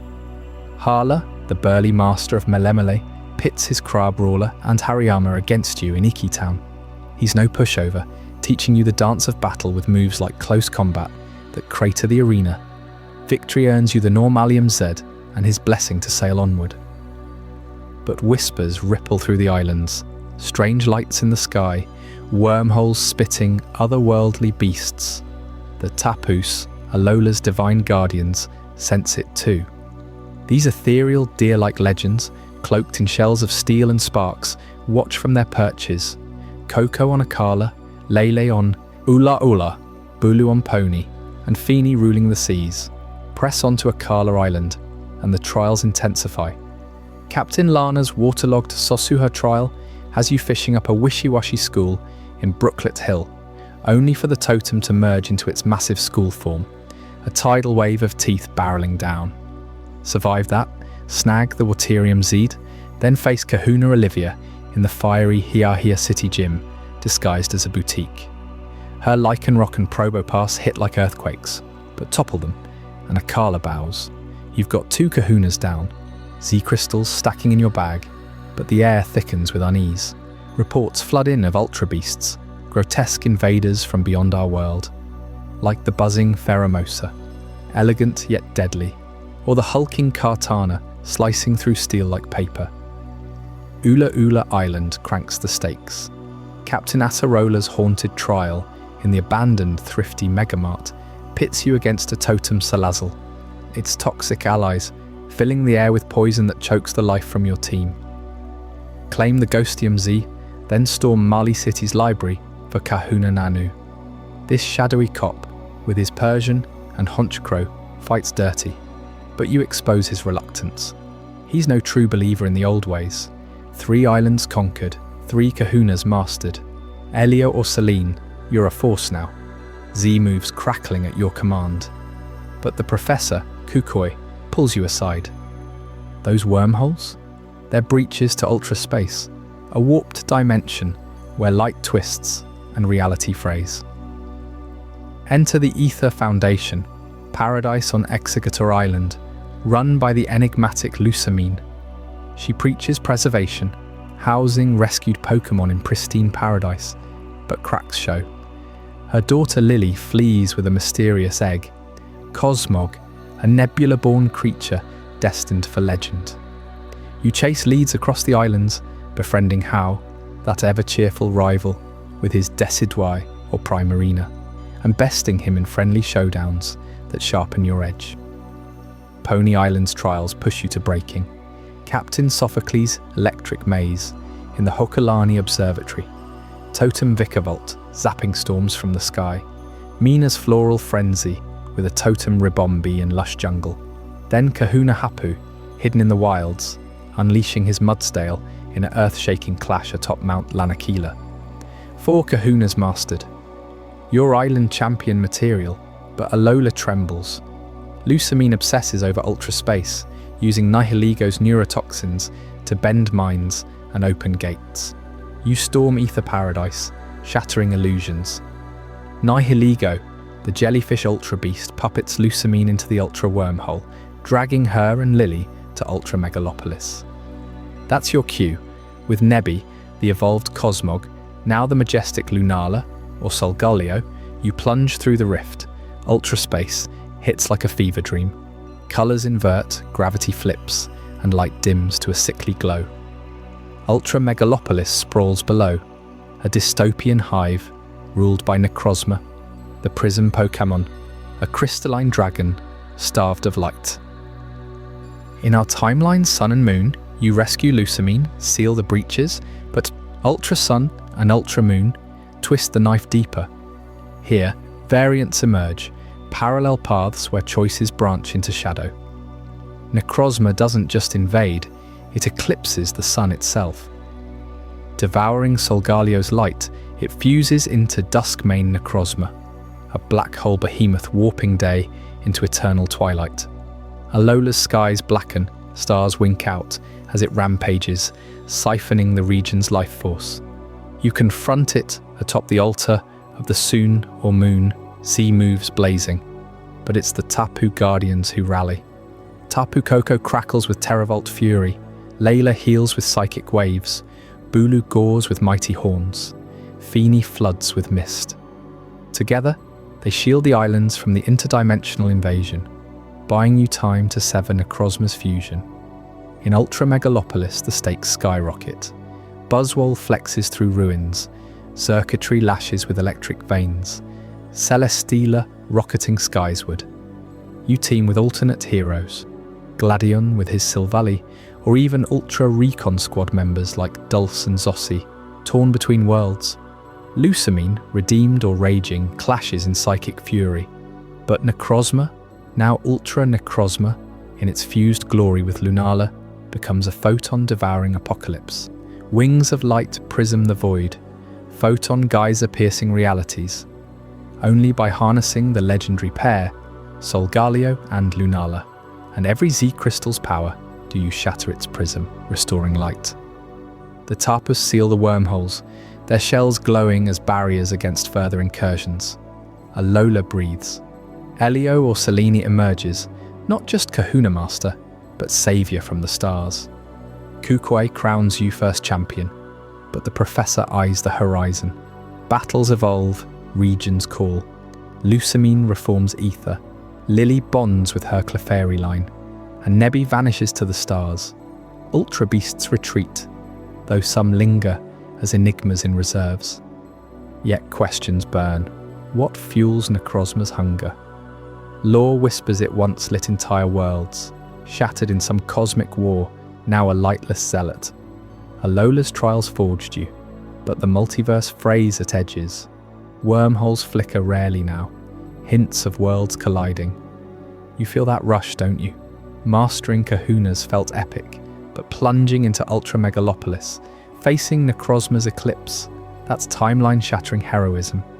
The Guardian's stand saved everything, proving Alola's spirit unbreakable. But hold on, because the timeline doesn't stop at tropical sunsets. Up next, Chapter 15, Galar, Paldea, and Modern Crown Tussles. What happens when dynasties clash, giants awaken, and trainers crown themselves in stadium spectacles that redefine victory? You won't want to miss how these lands flip the script on everything we've covered. Wait, there's more to unpack here in Alola's saga. Let's dive deeper into those island trials, because each one layers unique lore that ties into the region's soul. Take Melemele's trial again. Not just gumshoes, but echoes of ancient islanders who communed with Tapus through dance and trial. Harla's philosophy: battle isn't conquest, it's respect. He drills that into you with every wide guard block and arm thrust barrage. On Akala, Olivia's rock trial in Akala outskirts isn't brute force. It's reading the terrain, dodging stone edge barrages while your Pokémon carve through her midday Lycanroc's Accelerock speed. Ula Ula's Acerola trial? Pure chills. The Megamart's Ghost's whisper of lost trainers, and Totem Salazzle's corrosion poisons everything, forcing type swaps mid-fight. Nanu grunts approval only after your team weathers his sucker punch ambushes. Pony's Harpu? He's grieving, hiding as a farmer until you drag him to his Kahuna roots. His Mudstale's heavy slam flattens foes, but his heart's in the soil, teaching endurance over flash. Z crystals amplify this. Ferium Z turns fire to infernos. Fleinium Z launches meteoric dives. You collect them all, stacking power for the League Gauntlet. Harla rematch, Olivia, Acerola, Harpu, then the Elite Four, Mullane's Steel Traps, Olivia Redux, Acerola's Hauntings, Kahili's Winds, capped by Kukai's Incineroar Flare. Ultra Beasts demand their spotlight. Pheromosa's Ultra Burst speed defies physics, outpacing everything. Guzzlord devours islands whole, a gluttonous void. Stakataka stacks like living ruins. X-circuitry pulses apocalypse. Each breach ties to UB symbols, scanned by the Foundation's tech, revealing origins in lightless realms. Lusamine's arc guts you, motherly love twisted by loss. Her husband Mon vanished into ultra space, becoming a wanderer. Nihilago's tendrils corrupt her, birthing UB-01 symbiont horror. Rescue means family reunion, Lily growing from timid to fierce with her type, Null Gift. Nebby's evolution, cosmic poetry, from Cosmog's wisp to Cosmoem's cocoon, then Solgalio's lion sunbeast or Lunala's batmoon seraph. They ferry you through rifts, roaring defiance at Necrozma. Ultra variants split the timeline deliciously. In Ultra Sun, Dusk main Necrozma blackens Akala. Ultra Moon, Dawn Wings chills Ula Ula. Fusions demand Legendary's light, Z-Ring overloads, and Tapas's divine intervention. Post-battle, Necrozma flees weakened, hinting sequels, like Brilliant Diamond's echoes or future lore. Alola reshapes battling, Trials over gyms, Z moves over megas, Guardians over legendaries alone. It confronts multiverse threats head-on, proving trainers bridge worlds. The Eclipse moment? Heart-stopping.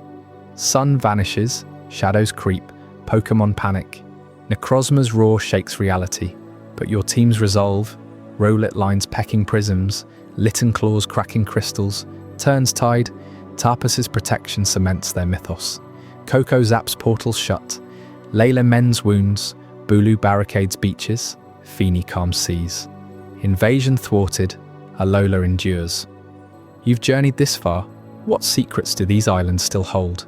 Every trial built you for Ultra's abyss, and that leads us straight into the frenzy, waiting in Galar, Paldea, and modern crown tussles. How do football stadiums become battlegrounds, ancient treasures corrupt champions, and new paradoxes warp time itself? Stick around, it's about to get wildly competitive. Galar, Paldea, and modern crown tussles.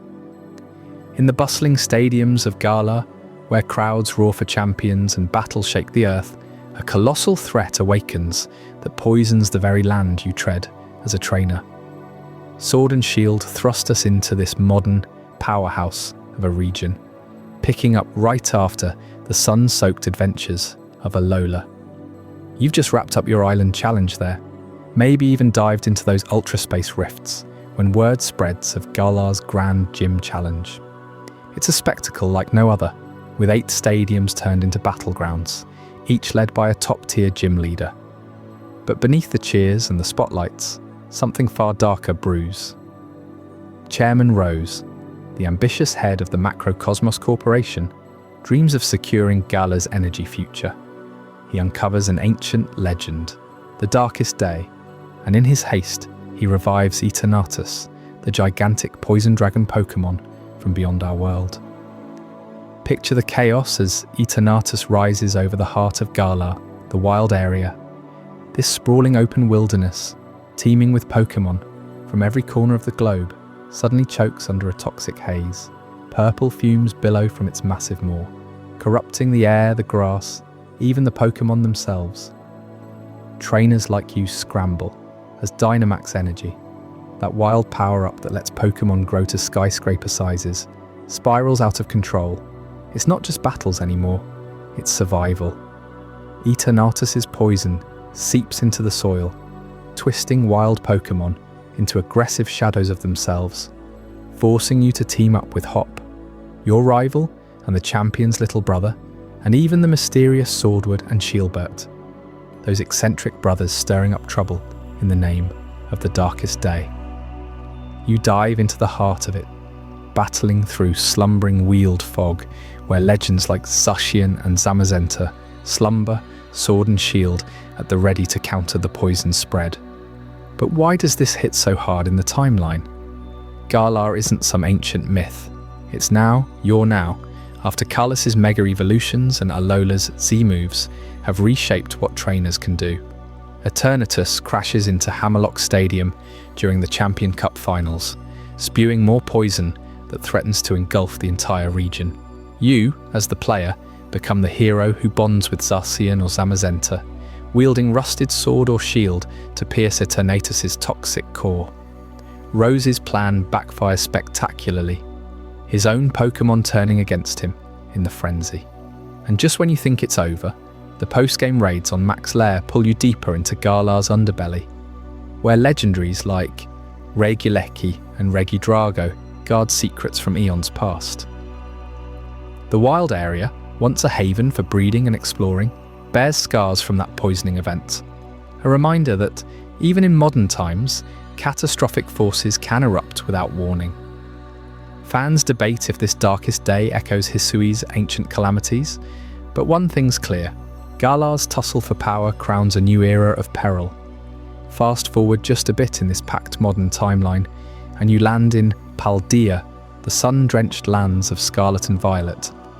Here, open-world freedom explodes across 3-story paths, weaving together like a treasure hunt gone wild. But at the core of it all lurks Area Zero, a cratered abyss where time itself frays at the edges. You've heard whispers of the terrestrial phenomenon, those glittering crystal transformations that let any Pokémon terrestrialize into a new type, shattering battle strategies overnight. Gym leaders like Iono and Larry push you through this spectacle, but the real crown tussle happens underground. Professor Sada or Turo, depending on your version, pioneers the Terra Orb, drawing power from a strange AI they've built. Their research? Time travel. Or something close to it. Deep in Area Zero, you confront the Paradox Pokémon, bizarre creatures warped from past and future timelines. On the Scarlet side, ancient behemoths like Great Tusk and Screamtail Rampage, evoking prehistoric fury with tusks that could topple mountains and shrieks that pierce the soul. Flip to Violet, and futuristic invaders like Iron Treads and Iron Hands descend. Mechanical monstrosities with treads grinding stone and fists pulsing with otherworldly tech. These aren't just oddities, they warp reality around them. Time dilates in Area Zero, echoes of eras colliding as you battle your way down crystal-encrusted paths. The Professor's AI, revealed as a twisted digital ghost, manipulated everything, summoning these paradoxes through a black hole-like research station at the crater's bottom. You uncover logs of experiments gone wrong, timelines bleeding into ours, Pokémon pulled from futures where machinery fuses with flesh, or pasts where primal beasts ruled unchallenged. What makes this a crown tussle? Paldea's Elite Four and school system orbit around mastering Terrastal, a power that hints at stitching timelines together. Picture Nimona, your ever-competitive rival, terrastalizing her starters into rainbow-hued juggernauts, or Arven's heartfelt quest for healing herbs amid the chaos. The Starfall Street Gang and Team Star's rebellion add street-level stakes, but Area Zero's time warps elevate it. Paradox Pokémon don't just fight, they destabilize. Roaring Moon from the past slices through defenses with draconic savagery, while Iron Valiant's psychic blades predict your every move, from a tomorrow we haven't reached. And at the pinnacle, the true perpetrator, the second coming of that AI, forcing you into a battle that feels like punching through history itself. Scarlet and Violet cement Paldea as the freshest chapter, post-Gala, where every treasure hunt path converges on this temporal rift. Now connect the dots between these modern heavyweights. Galar's Eternatus poison lingers like a toxic legacy, mutating energies that echo in Paldea's Terrastal crystals. Those shimmering Terra types, they pulse with an unnatural glow, almost as if drawing from poisoned Dynamax roots or warped temporal fluxes. Rumours in Paldean lore speak of converging timelines, where Galar's darkest day energies seep into Area Zero's depths. Why else would Terrapagos, the turtle at the heart of it all, hoard Terrastal power like a crown jewel? This tiny turtle hides oceanic might, transforming into the norm-shattering Terrapagos X, its shell a nexus of types and times. You claim it after toppling the elite, but its presence screams bigger forces at play. Imagine Eternatus's extraterrestrial poison mingling with paradox distortions, birthing something unstoppable. Trainers in both regions report glitches, Pokémon phasing briefly, wild area dens flickering with Terra crystals, Area Zero fog carrying Galar's purple taint. These crown tussles aren't random. In Galar, the Championship Cup and Rose's corporate grab symbolize power struggles over energy and legacy. Crowned by Zacian's blade, Paldea flips it to academic and exploratory crowns, with the treasure of Area Zero as the ultimate prize. But peel back the layers, and you see modern trainers like you grappling with godlike forces. Leon, undefeated champ, passes the torch amid poison apocalypse.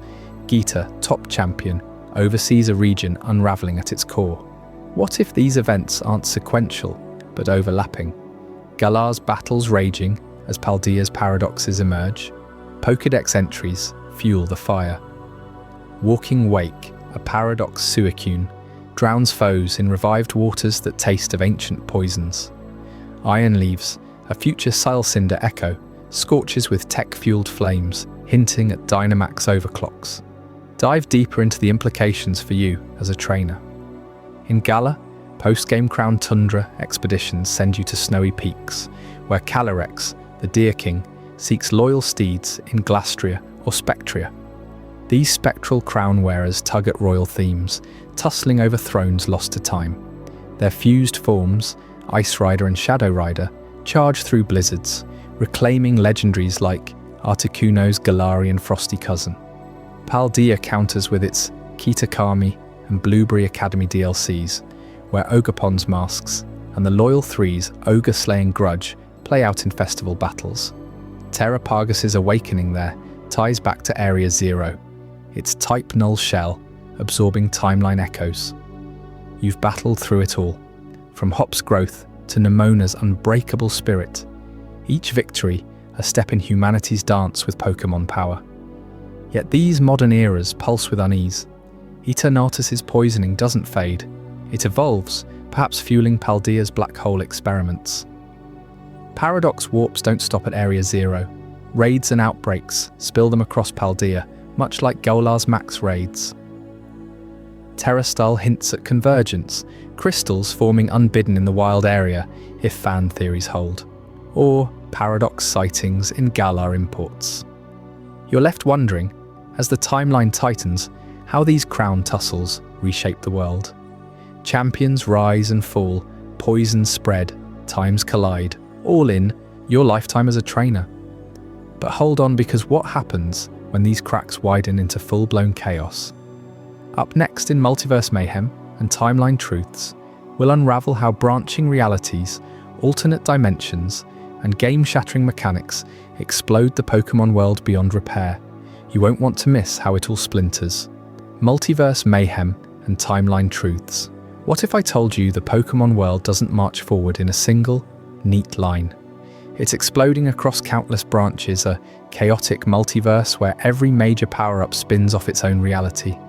You've followed the myths, the ancient clashes, the modern trainer eras stacking up like generations in a row. But now, everything clicks into place, or splinters apart, because the timeline isn't linear. It's a web of parallel worlds, and understanding that unlocks the ultimate truth. Think about Mega Evolution. It burst onto the scene in Kalos with X and Y. Trainers there tapped into an ancient power, stones pulsing with energy from a meteor crash eons ago. Your Charizard doesn't just evolve, it mega evolves into a roaring behemoth with wings like flames. Lysandra's ultimate weapon, the machine that could awaken and use a guard form, ties into this. But here's the kicker, that power vanishes after Kalos. No Mega Stones in Alola, no Mega Evolutions in Galar. Why? Because Mega Evolution isn't a universal upgrade, it's a branch. A timeline where Kalos trainers unlocked that forbidden potential, altering battles forever, but leaving other worlds untouched. In one reality, you're bonding with your Pokémon through keystones and Mega Rings, feeling that surge of infinite possibility. In another, it never happened. Developers confirmed it. These mechanics aren't meant to stack sequentially. They're divergent paths, each world savouring its own pinnacle of strength. Now, layer on Dynamax, Galar's wild twist. In Sword and Shield, the heart of the region pulses with energy from the darkest day, where Eternatus crashed and twisted Pokémon into giants. You Dynamax your team in massive stadium battles, towers shaking as Pikachu swells to building size, unleashing max moves that reshape the arena. Chairman Rose's scheme to save the region spirals into legendaries clashing. Zacian and Zamazenta awakening with rusted swords and shields. Incredible, right? But try bringing that to Kalos. No power spots, no Dynite ore. Dynamaxing feels tailor-made for Galar's industrial vibe, its football pitch stadiums. It's not a sequel to Mega, it's a parallel branch. Imagine stepping from Hoenn seas into Galar's highlands, only to find your Mega Rayquaza powerless here. That's the multiverse at work. One timeline where Galar's energy anomaly lets you tower over foes, another where it never stirred. And don't get me started on Z moves. Alola, Sun and Moon takes it further. Tapu Guardians bless the islands, and you crystallize moves into cataclysmic bursts. A Z-Ring channels totem Pokémons, Might, Lurantis slicing reality, Mimikyu's Shadow Claw devouring light. Ultra Beasts worm through from other dimensions. Necrozma devouring Solgaleo and Lunala to become the blazing Ultra Necrozma. The Ether Foundation's portals rip open the fabric, pulling in worlds beyond. Z-Power thrives in Alola's tropical pulse, but cross to Sinnoh? No Z-crystals, no full power blasts. It's another fork in the road. Picture this. You're in one branch, syncing with Tapu Koko for 100% full power gigavolt havoc. Switch timelines, and that energy's locked away, replaced by something else. These aren't upgrades building on each other. They're exclusive realities, each game's signature mechanic, defining its universe. You see the pattern, don't you? Mega, Dynamax, Z-moves. They can't coexist in one straight story. A trainer fresh from Kalos arrives in Alola expecting Mega Bonds, only to stare at Z-crystals like alien tech, or a Galar champ Dynamaxes in Unova, and everyone blinks in confusion. Game Freak doesn't force continuity. They let worlds branch. Lore backs it up. Giratina rules the distortion world. Antimatter realms twisting space. Palkia bends dimensions themselves. Arceus didn't craft one rigid clock. Dialga's time flows in rivers, splitting at key moments. Every legendary awakening, every crisis, births divergences. What if Rayquaza's primal rage in Hoenn escalated differently? One branch calms with the red orb, another spirals into endless Sealand war. This multiverse explains so much you've puzzled over. Take the remakes. Fire Red and Leaf Green retell Kanto's tale, but with CV Islands expanded, Bill's PC upgraded. They're not replacements, they're parallel revisits. You can have Red conquering the original Indigo Plateau, while a Leaf Green trainer sails those new seas simultaneously. Same with Heart Gold and Soul Silver. Johto glows anew, but Crystal Suicune chase echoes in a branched reality. Remakes don't overwrite, they coexist.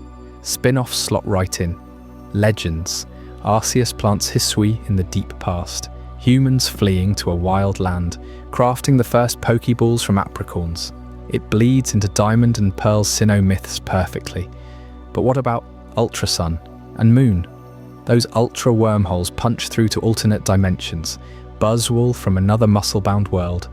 Spin-offs aren't side stories, they're portals to fluid branches. Even core games run parallel in modern times.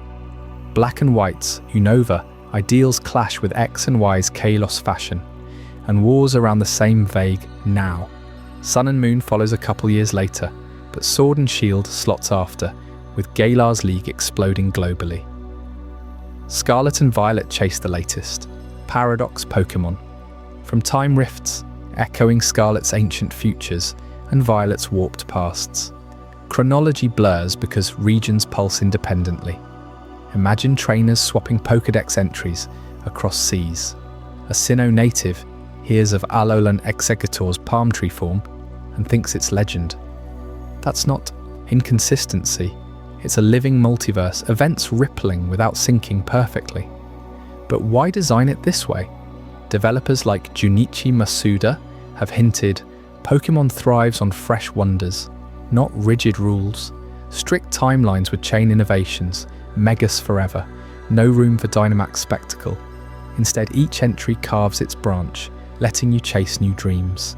Feel that freedom? You're not locked to one canon. Your Gen 1 nostalgia lives beside Gen 9's open-world sprawl. Lore whispers it too. Pokédex tales of Pokémon from other worlds, like Ultra Beasts or the Distant Seas Paldea myths, Regieleki and Regidrago, mechanical legends from unknown origins. Time defies lines, Eternatus warps Gala's history, Area Zero folds past and future. Ever felt the frustration of timeline debates? Fans charting years between games, squeezing gold after red, black after platinum. It crumbles under remakes, mechanics shifts, but embrace the multiverse and it sings. One world where Ash Ketchum, trainers like Red, claims the league pre-Megas. Another where Hop Dynamaxes in Winden. Spin-offs like Pokémon Conquest or Ranger. Branches where humans command armies or capture without balls. Mystery. Dungeons worlds where you become the Pokémon. pure dimensional hops, Giratina's playground. Dive deeper into examples. In Omega Ruby and Alpha Sapphire, Hoenn's remakes introduce Mega Primal Reversion, Groudon and Kyogre devolving to roots.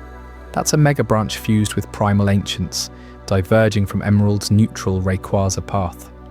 Does Emerald overwrite? No, coexists. Trainers in one Hoenn soar on Flygon to Sky Pillar, in another, they primal clash seas and lands. Fluid, right? Unova's sequels, Black 2 and White 2, 2 years post-Getsis. Plasma's remnants evolve. Genesect revives. But X and Y overlap roughly then. Kalos's flare ignites while Unova rebuilds. Parallel crises, no collision. Alola's ultra variants amp the multiverse. Ultra Megalopolis, a ruined world where Necrozma rules eternally. You breach it, saving Lucamine's vision gone wrong. That's not our timeline, it's a what-if branch glimpsed through wormholes. Gala's Isle of Armor and Crown Tundra expand with Kubfu legends, and Regis, but still Dynamax locked.